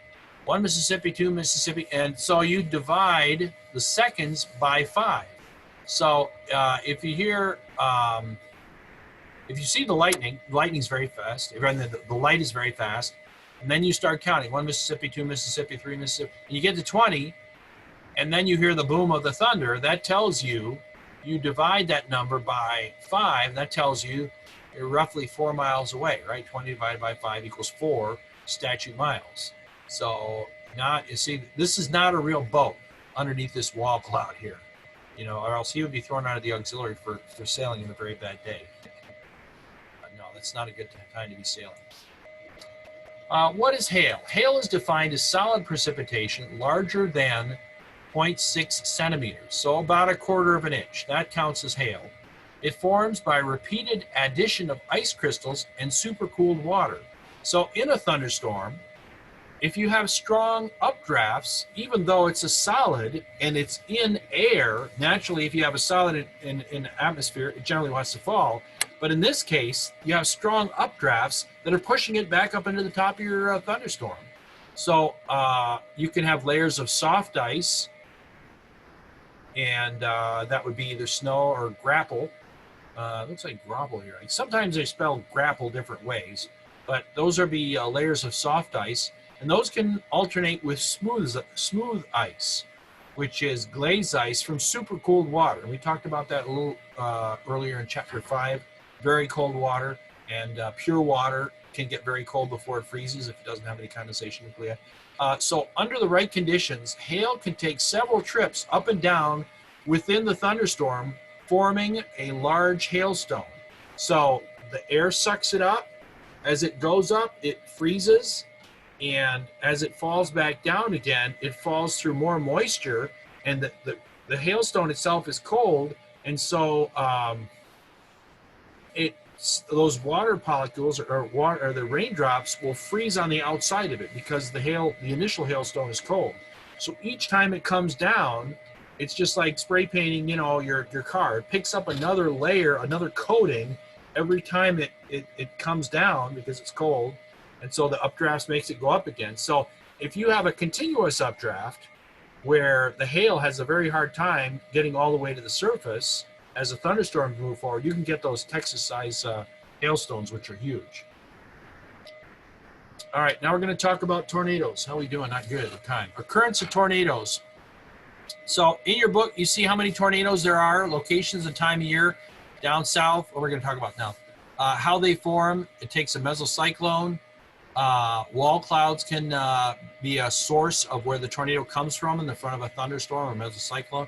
There's the Fujita scale of damage potential, what a tornado watch is, what a tornado warning is, and other types of vortices such as water spouts and dust devils. So where and when do tornadoes occur? And here on the map you can see this time of year, January, February, March. You can get them in the south, southeast, Louisiana, Alabama, Mississippi, Georgia, South Carolina. As it gets a little warmer, the season gets a little farther into spring. You can have them throughout the the lower Midwest, such as Colorado, New Mexico, Texas, Oklahoma, Kansas, Missouri, up into Kentucky, and then over there into Tennessee. So you can see how as the weather gets warmer, they drift further and further north. You notice that Chicago is pretty close to both both the last two choices there. So we get hit pretty hard here. But much later in the year, sometimes southern Arizona and southern New Mexico in the middle of summer might see a tornado from a thunderstorm. But upper Midwest and obviously a lot more energy in the air, so those tornadoes can be pretty wicked. So the frequency varies by region. You notice the Northwest, because it's got that very calm Pacific maritime air, especially on the Northwest side. They don't get as many, but there have been tornadoes in every state in the union. A tornado is a spinning column of air protruding from a cumulonimbus cloud.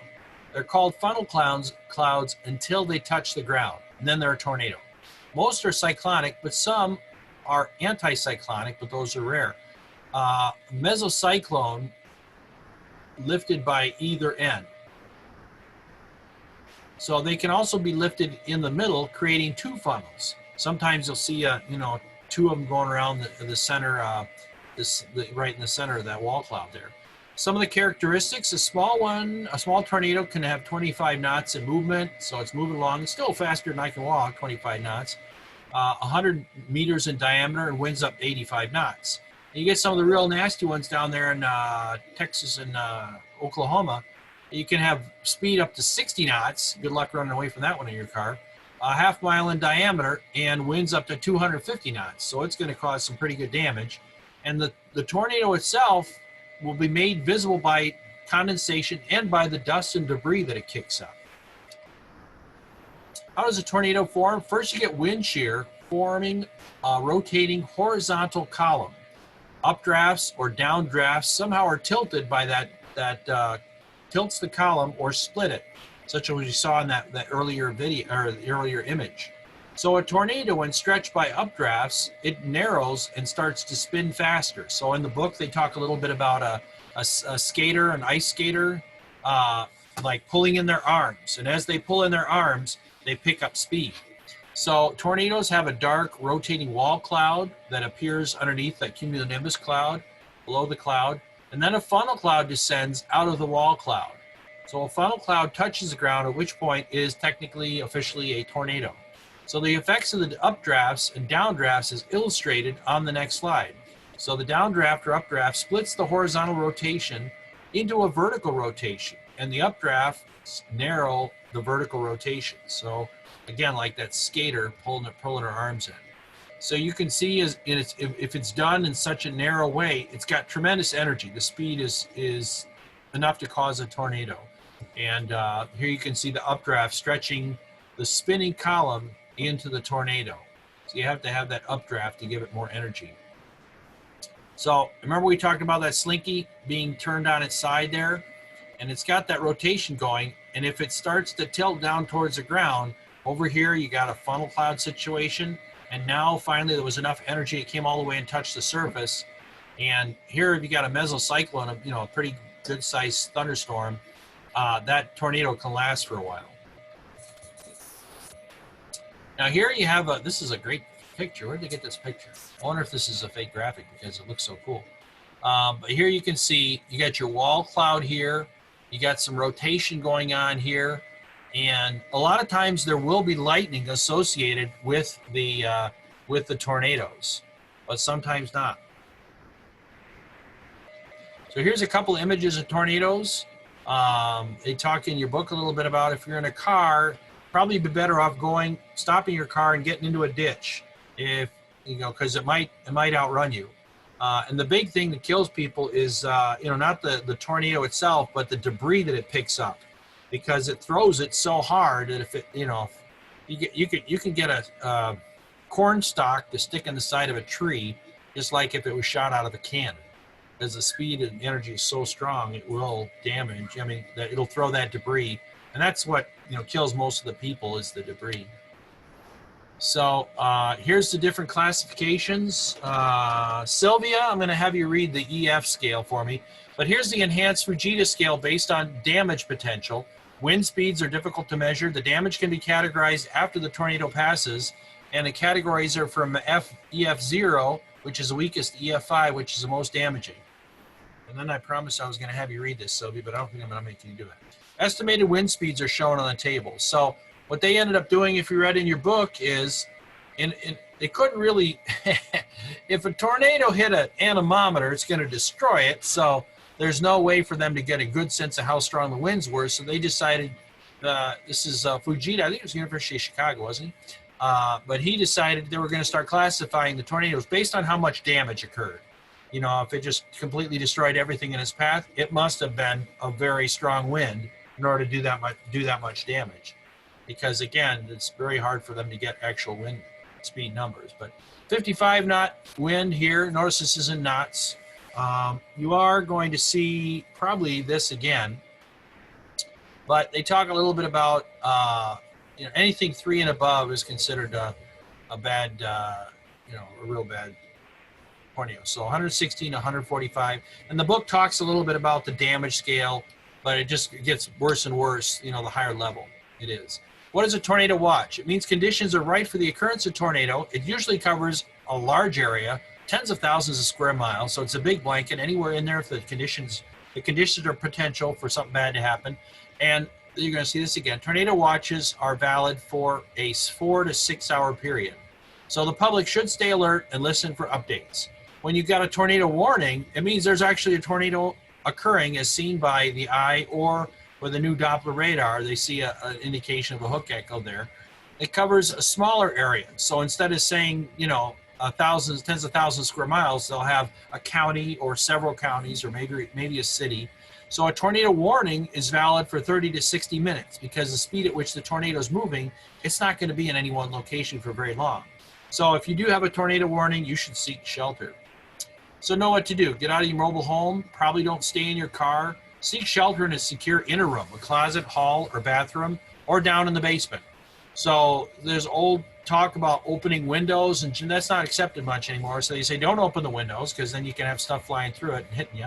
So if you have a pressure drop, that's not going to cause the damage. The damage is going to be caused by the winds and the flying debris. So if you're out in the open, lie in a ditch or in another depression. If you got no other option when you're in a vehicle, if you can figure out how to do it without getting in the way of the tornado, travel perpendicular to the direction of a tornado movement. So they move very randomly. So usually you're better off someplace safer than that. Water spouts, another kind of vortice. One type is a tornado that has moved over water. That's technically a water spout. But more common is a weaker, shorter-lived, ordinary water spout. It occurs under a cumulus cloud in warm air or in warm air over warm water. The winds isn't that strong. It's winds of less than 55 knots, and it can have a lifetime of just a few minutes, but it's still dangerous to boaters.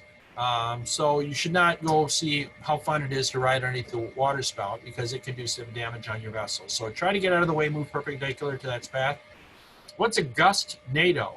Gust NATOs are generated by severe turbulence found in squall lines. Those can have winds up to 90 knots. Yeah, that'll blow up. If you got your sails up, then you know that if you get the strong winds, it's just gonna, your sail's just gonna explode. Dust devils occur in clear, hot air over a hot surface, like over there for Pat Leonardi there. They're short-lived and have winds up to 55 knots. And you can walk through them. They don't hurt you that bad. I've been out there. Here's some pictures of water spouts and dust devils. Section 3, we're going to talk about tropical storms and hurricanes. Going fast as I can here. Tropical cyclones, they are in contrast with an extratropical cyclone. So we talk a lot about extratropical cyclone. It's like an area of a low pressure area in the Midwest. It covers a much larger area than a cyclone. So if you have a tropical cyclone, even though it shows up big as a map, they're generally not as big as a line of thunderstorms coming through the Midwest. So tropical cyclones, the conditions, we're going to talk about the conditions necessary for formation, how long they live, how they're structured. And then we're going to talk about hurricanes, the categories, names and areas where they occur, flood and storm surges, which cause most of the damage, and the different hurricanes, watches, and warnings. Tropical cyclones. Tropical cyclones include tropical depressions, tropical storms, and hurricanes. In Hereford, they hardly ever happen. Hurricanes. Tropical cyclones differ from extratropical cyclones, that we talked about that in chapter 4, in that they have a warm core, they have no fronts, and they form in tropical waters. I hope everybody still remembers what we call extratropical cyclones, or cyclones in like the Midwest or the in the eastern part of the U.S.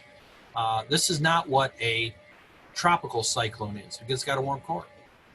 What are the conditions to form a storm which could ultimately become a hurricane? You'd have to have a deep, underneath it, 200-foot deep warm water, converging surface winds, surface Coriolis, sufficient Coriolis. So that's why you can't get a hurricane right on the equator, is there's no Coriolis force there. There's none of that turning. So you can't get a hurricane going right on the equator. So the hurricane conditions up to 500 millibar level, you'd have a tall stack of unstable air, all very humid, high humidity, and very little wind shear. And that's why on the East Coast, you have the strong jet streams cutting across. They would just wipe out a hurricane on the East Coast most of the times of the year. In a hurricane, you need upper level divergence to remove any updrafts. So here it shows the level over there on the right there. You see number 1, warm water. Number 2, winds coming together at the surface. Number 3, air that's very unstable. Well, number 4, humid air. Pre-existing winds, all kind of in a stack, all from the same direction. So you notice in the stack, you got the winds out of that direction, easterlies here, winds out of the easterlies here, winds out of the easterlies here. So it doesn't break up this whole storm. It allows it to just continue to build. And finally, the upper atmosphere, you got a high pressure area. Where do hurricanes happen? In the Western Hemisphere, they're called hurricanes. East of the international date line, they're called typhoons.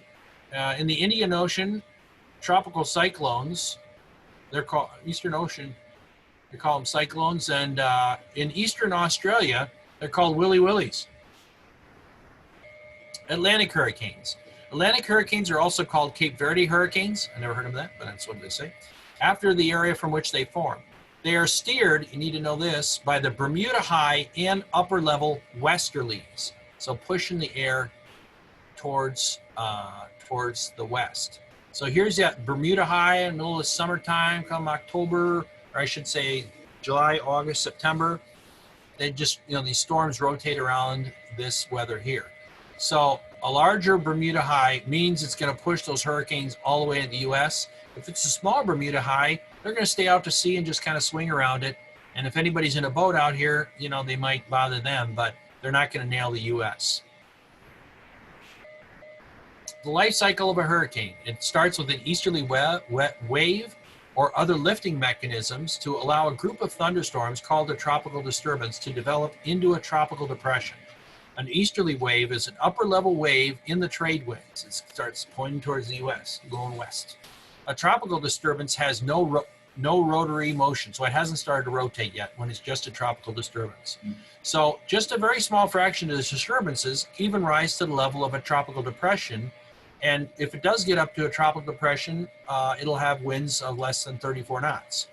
So when winds exceed 34 knots, it becomes a tropical storm and is given a name. And the book tells you 34 knots, 39 miles per hour. So those numbers are important. When the wind exceeds 64 knots, it's a hurricane. So it dissipates over 69 miles per hour, right? It dissipates over land or colder water once it travels further to the north and east. So here you can see this tall stack of a hurricane structure. The humid air spirals inward, speeding up as it approaches the center. It needs that Coriolis force to start spinning around. The air is sinking in this part of it 20 to 40 feet a minute at the surface, at the storm center, warming it and suppressing clouds. And in that part of the hurricane, the winds are mostly calm, but the seas aren't. As the storm approaches the coast, the sea surge starts to build to the right side of the eye. So imagine this storm moving kind of in this direction towards Florida or North Carolina. So as it gets closer, on the right side of the eye, that's where your big storm surge is going to be. So in this part of the storm, the air is also rising underneath the rain bands. So flooding by the storm surge begins before the eye even hits the land, because depending on what the tide is doing, if it's a rising tide and the winds are pushing this storm surge in, you can have bad flooding. A hurricane is made up of bands of thunderstorms that spiral around the center. These rain bands or spiral bands are typically 3 to 30 miles wide and from 50 to 300 miles long. So it's a large complex. So here's the Saffir-Simpson damage potential scale.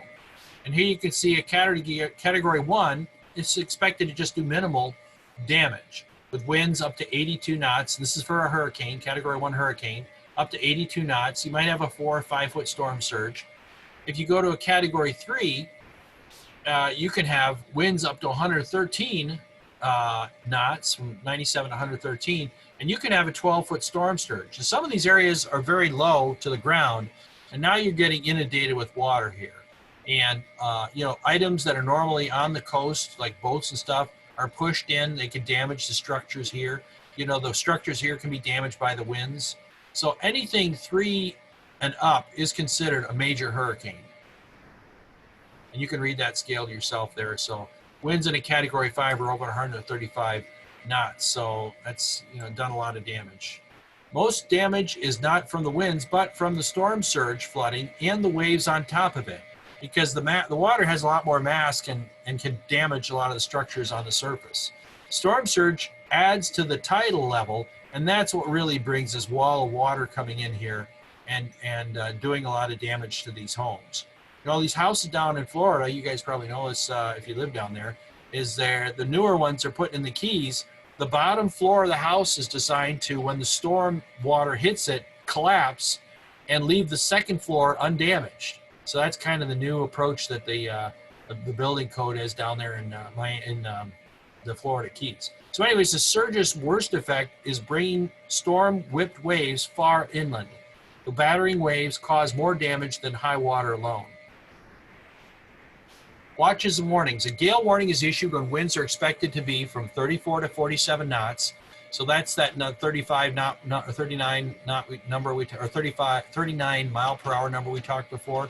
You'll get a gale warning, 39 to 54. A storm warning is when the winds are going to be from 48 to 63. You notice there's a little overlap there, which is 55. The old days we used to have a 55 miles per hour. Storm warning, it's going to be faster than 55 up to 73. There's a hurricane watch. It's issued for coastal areas when hurricane conditions are expected in 48 hours. You're going to see that one again later on. 48 hours, hurricane watch. A hurricane warning is issued if any of these conditions are expected within 36 hours. You're going to see this too. So remember those numbers for hurricane warning, 36 hours, hurricane watch, 48 hours. So a hurricane warning could be if winds are expected or forecast to be at least 64 knots or more, or if dangerous high storm surge is expected to cause big waves. Finally, a flash flood warning can be issued in association with these. It's issued when flooding is likely. Summarizing, as quick as I can here. Thunderstorms need moisture, instability, and lifting. Thunderstorm stages are developing. Remember we talked about the 3 stages? You can read that. Groups of thunderstorms, squall lines, or MCCs. We talked about that. Supercells last a long time. Downbursts are bad. Microbursts are worse, and those can do a lot of damage to boats. We talked about the 3 kinds of lightning: in cloud, cloud to cloud, and cloud to ground. The ones we worry about is the cloud to ground usually, unless you're in a plane. Dividing time, you're trying to figure out how far away a lightning bolt hit the ground by counting how much between the flash of light and the bang of thunder. So you divide it by 5, and that tells you how many statute miles it away. And hail is solid precipitation as soon as it gets larger than 0.6 centimeters. Tornadoes occur in all 50 states. Spinning columns of air from thunderstorms. Cyclonic, you could get an anticyclonic one, but they're rare. And they form from a mesocyclone, big thunderstorm. They're classified, the damage scale is used, called the enhanced Fujita scale. So watches are issued when the conditions are right for a creation of a tornado. That'd be a watch. A warning is issued when there's already a tornado happening. Tropical cyclones form in warm tropical waters. They need moisture, instability, lifting, steady winds, and upper air. They occur in the Atlantic, Pacific, and Indian Oceans. They call them different names there. Storm surges and waves do most of the damage. Now we're going to go ahead and ask some questions. So give me just a second to figure out how to do that. How you guys doing? Did I lose everybody? Rodney, I'm going to put you back to work here. You ready for me, sir? Yes, sir. All right, where were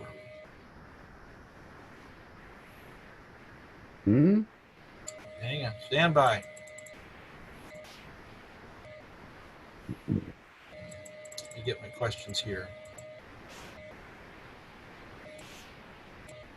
Hi, Alex.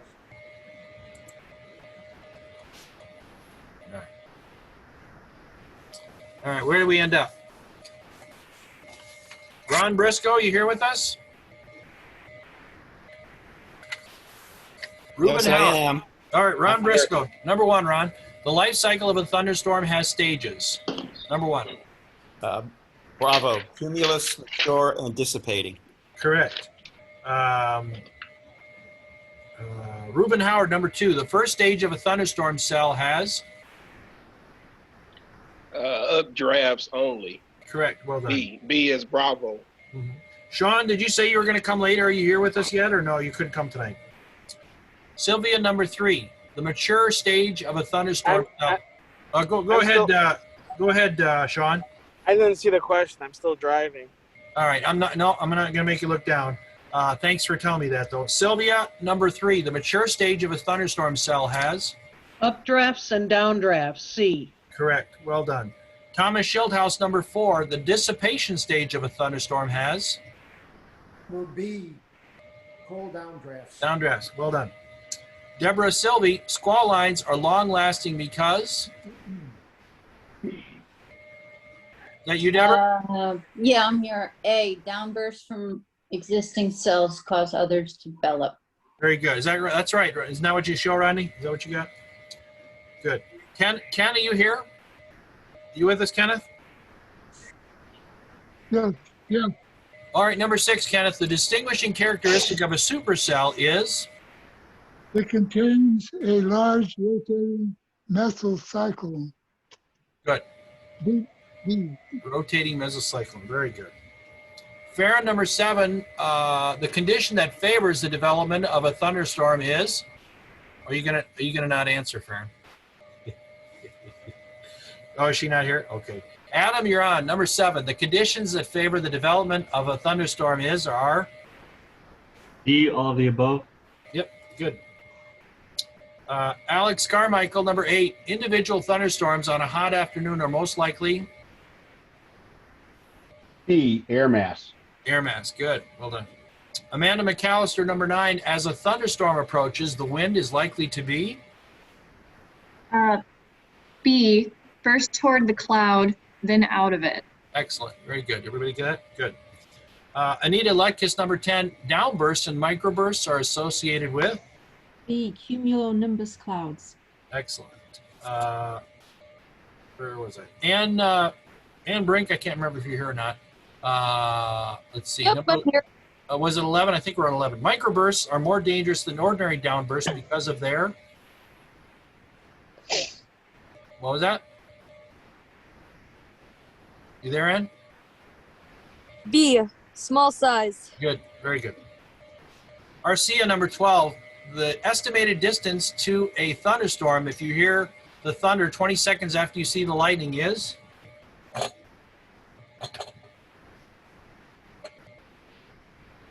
You there, Arcia? Let's see. Yeah, I'm here. C, 4 statute miles. Correct, yeah, divide by 5. Bob, could you go back to 11 real quick? Sure, go ahead. Microsofts are most dangerous than ordinary downbursts because of their small size and what else? High winds, it should be, are you looking in the back of the book, Ronnie? You should say high winds and sudden onset. Okay. sudden onset. Yeah, they hit very quickly. Yeah. Yep, okay. Very good. Bill Vahey, you're on the line here, sir. Number 13, tornadoes are. You there, Bill? Oh. 13. Rotation vortices that touch the ground. Good. So A is obviously wrong because it's not touching the ground. Good. Chris, number 15, tornadoes have been observed in. Is Chris here tonight? Yeah, you're here. Yep, B Bravo. Correct. All 50 states. Well done. Don Broughton, number 15, tornadoes are known for their. High winds. High winds. Good. They don't all cause destruction, so that's why A looks correct, but no, they're talking about B. 16, Deb Salvi, I think I call on you twice. Isn't that fun? The most intense tornadoes are associated with? B, supercells. Supercells. Very good. Is Gary Cahill here? I can't remember. Did he answer before? 17, the enhanced Fujita scale for thunderstorms, for tornadoes, is based on? Gary here tonight? Harold, are you here? I don't think Harold's here either. He had to work. Jane Bickle, you want to take a shot at it? You there, Jane? I can see you're here. Your name is here at least. 17, the enhanced Fujita scale for tornadoes is based on? The amount of destruction. Jane, are you here? You just don't want to answer. You here, Jane? No. Oh, here, yeah. All right, you're not getting out of this. Yeah, next one. Non-tornado wave water spouts. Number 18. What do you got for that one, Jane? 18 is D, all the above. Excellent. Good job. Jason Pfeffer, 19. The intertropical convergence zone, the ITZ, is? All the above as well. Right on. Jeff Silberg, number 20. I think I skipped you last time, Jeff. Sorry. The Bermuda High. Bravo. Affects the tracks of Atlantic hurricanes. Good. Jessica McAllister, 21. Compared to extratropical cyclones, hurricanes are? A, smaller and more intense. Good. Remember that one. You're going to see that again. Well done. Jim Davey, number 22. I think you're here. Yeah, you are. The principal source of energy required to maintain a hurricane is? Let me get unmuted here. Is latent heat. Good. Nice and warm. Warm water. Well done.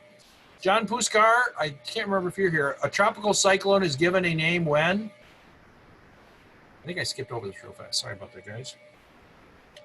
I don't think John Puskar is here, but John Bonder, I think you are. Do you remember what it is? Bravo. It has winds of 39 miles per hour, 34 knots or more. Good. You know, we did touch upon that real lightly. Very good. Kevin Worthy, are you in the house? No. Larry Lindbergh, the eye of a hurricane is an area of? I think they're at a Bravo. Descending air. Right on. Good job. Brian Hinton, 25. The strongest winds in a hurricane are located? C, in the eye of the wall. Excellent. Yeah, so I didn't hit that real hard, but just because the winds, if you're in the very center of the eye and the winds die down, the seas are very bumpy there. You might see that again. Linda Koppel, number 26. The relatively clear air of the eye results from?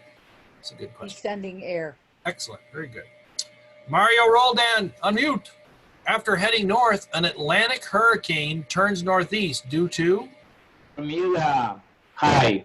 Bermuda, that's right, where we should be sailing one of these days. Mark Okay. Frankel, number 28. The National Weather Service, NWS, calls a hurricane major if it is? If it's a category 3 or above. Excellent, well done. 29. Hazem, are you here? Hazem? Driving. Oh, you're still driving. Sorry about that. Mike Sorry. Haley. Thank you, sir. You can. I'm recording this for you. Michael Haley. A hurricane watch is issued if. A, hurricane's conditions are expected within 48 hours. Excellent. Everybody remember that one? You're going to see that again. Is Mike Harvey here? I might have lost him. Nick Nita, 30. A hurricane warning means? Hurricane conditions are expected within 36 hours. Correct. Any questions before I stop my video share here? Yes, I have one. Well, go ahead. Who is it? It's Jim Davey. Hey, Jim. Okay, hurricanes rotate counterclockwise in the northern hemisphere, right? Yeah, let's see if we can find that. See, yes, counterclockwise, correct. Okay. Which way do tornadoes rotate? Most of them rotate cyclonically, I think. Yeah, that's what it said. Now that's confusing. I would think they go the same way. Good. That was an excellent question. I think that is the same way, isn't it? Isn't cyclonic counterclockwise?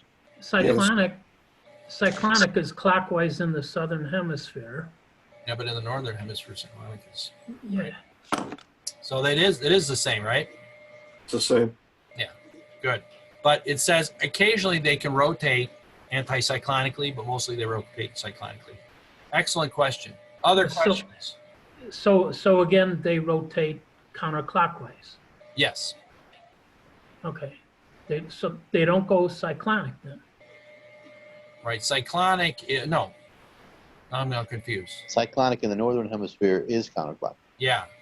It's backwards.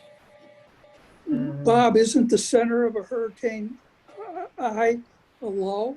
So that would tend to tell you which way it's going to rotate. No, there's descending air in the very center of the hurricane. So, But doesn't the pressure drop? yeah, right by the wall. Hmm. Maybe I'm saying that wrong now. But, you know, the deeper the pressure, the more energy all that latent heat has. Any other questions before I turn off the share? Good questions. All right, you guys can all turn your cameras on now if you wish to. I see a few of you dropping off. I'm sorry we kind of had to rush through the last chapter. We're way beyond time, but those are two really big chapters. No, your time is good. Not too shabby, actually. Yeah, you're pretty good. All right, somebody chatted something. Good job, Bob. Jason. Thanks, guys. Yeah, are you still here, Rhonda? Yes, we had no questions in the chat. Okay. But good job, Bob. Good job. Oh, you got to push. You know, it's so hard. But we're trying to get you guys through. Does this mean we're going to get a captain of the port order for weather? What was that, Rodney? Does this mean we're going to get a captain of the port a letter of designation? I don't think so. I don't know what that is. Mike Haley, what is that? It's captain of the port designation. I don't know. Look at I'm turning into a ghost here. You are. What's going on? This is a picture from our visit to Australia. It's beautiful. Do you know what a captain of the port order is, Bob? Tell me, Rodney. Captain of the port order. I got one today. Did you double park your boat? Is that what happened? No, it's a letter of designation as a commercial fishing vessel examiner. Oh, there you go. Cool. Well done, Rodney. Signed by the active duty Coast Guard captain of the port. Congratulations, Rodney. That's awesome. Good job. No, I know we're talking about some marine safety stuff, and I know Bob's going to teach some courses coming up about marine safety. So that's what marine safety is. All right. I'm trying to look cool like Bill here. What do you think? Bob, Pretty you're cool? looking like the invisible Chevy Chase, man. I might just give up on this whole visible stuff here. Here. There we go. All that money spent on this green screen. How is everybody? Anybody have any questions? We got one more class. One more class. Yeah, come on, guys. Hey, up. Guys, And then when do we take the exam? As soon as we're done with the go ahead, Deb. Tell your story. I didn't say anything. Oh, okay. Yeah, as soon as we're done with. What was that, Deb? That was someone else. Who else was trying to say something there? Oh, it was Anita. I was just writing on that same question, asking how long the final exam, how long of a time period? Is it a 2 hour or a 3 hour? 2. 2 hours. 2 hours. Open book. How many times can you take it over? Yeah, unlimited. They Don't worry, really. you'll pass the first time. Yeah, there you go. Yeah, no worries. Think You got- positive. Yeah. It's a 90%. Now, for those of you that have not, thank you, Rhonda. For those of you that have not taken any of the online classes, I'm going to go over an explanation of that at the end of this next chapter. I'm sorry, the next session. So there is something online called Como Mic. Let me see if I can get myself a background so I look pretty again. Maybe I'll disappear. Who knows? Hey, Bob, while you're looking at that, are you still planning on having a review on like a Sunday? You want to do that? I'm just asking. I need to schedule that with Jen, but we were so lucky to get Rhonda tonight, which was awesome, chemistry. And so, yay, Rhonda. Yeah. Yeah, and yeah, we have some great instructors. That this is a very challenging topic. It's rough to go over it really fast like we did tonight, but we'll be getting done pretty fast. And a lot of people are very interested in weather, so they kind of enjoy the topic. Anybody that wants to bail, you're welcome to bail. I'm going to stop recording. So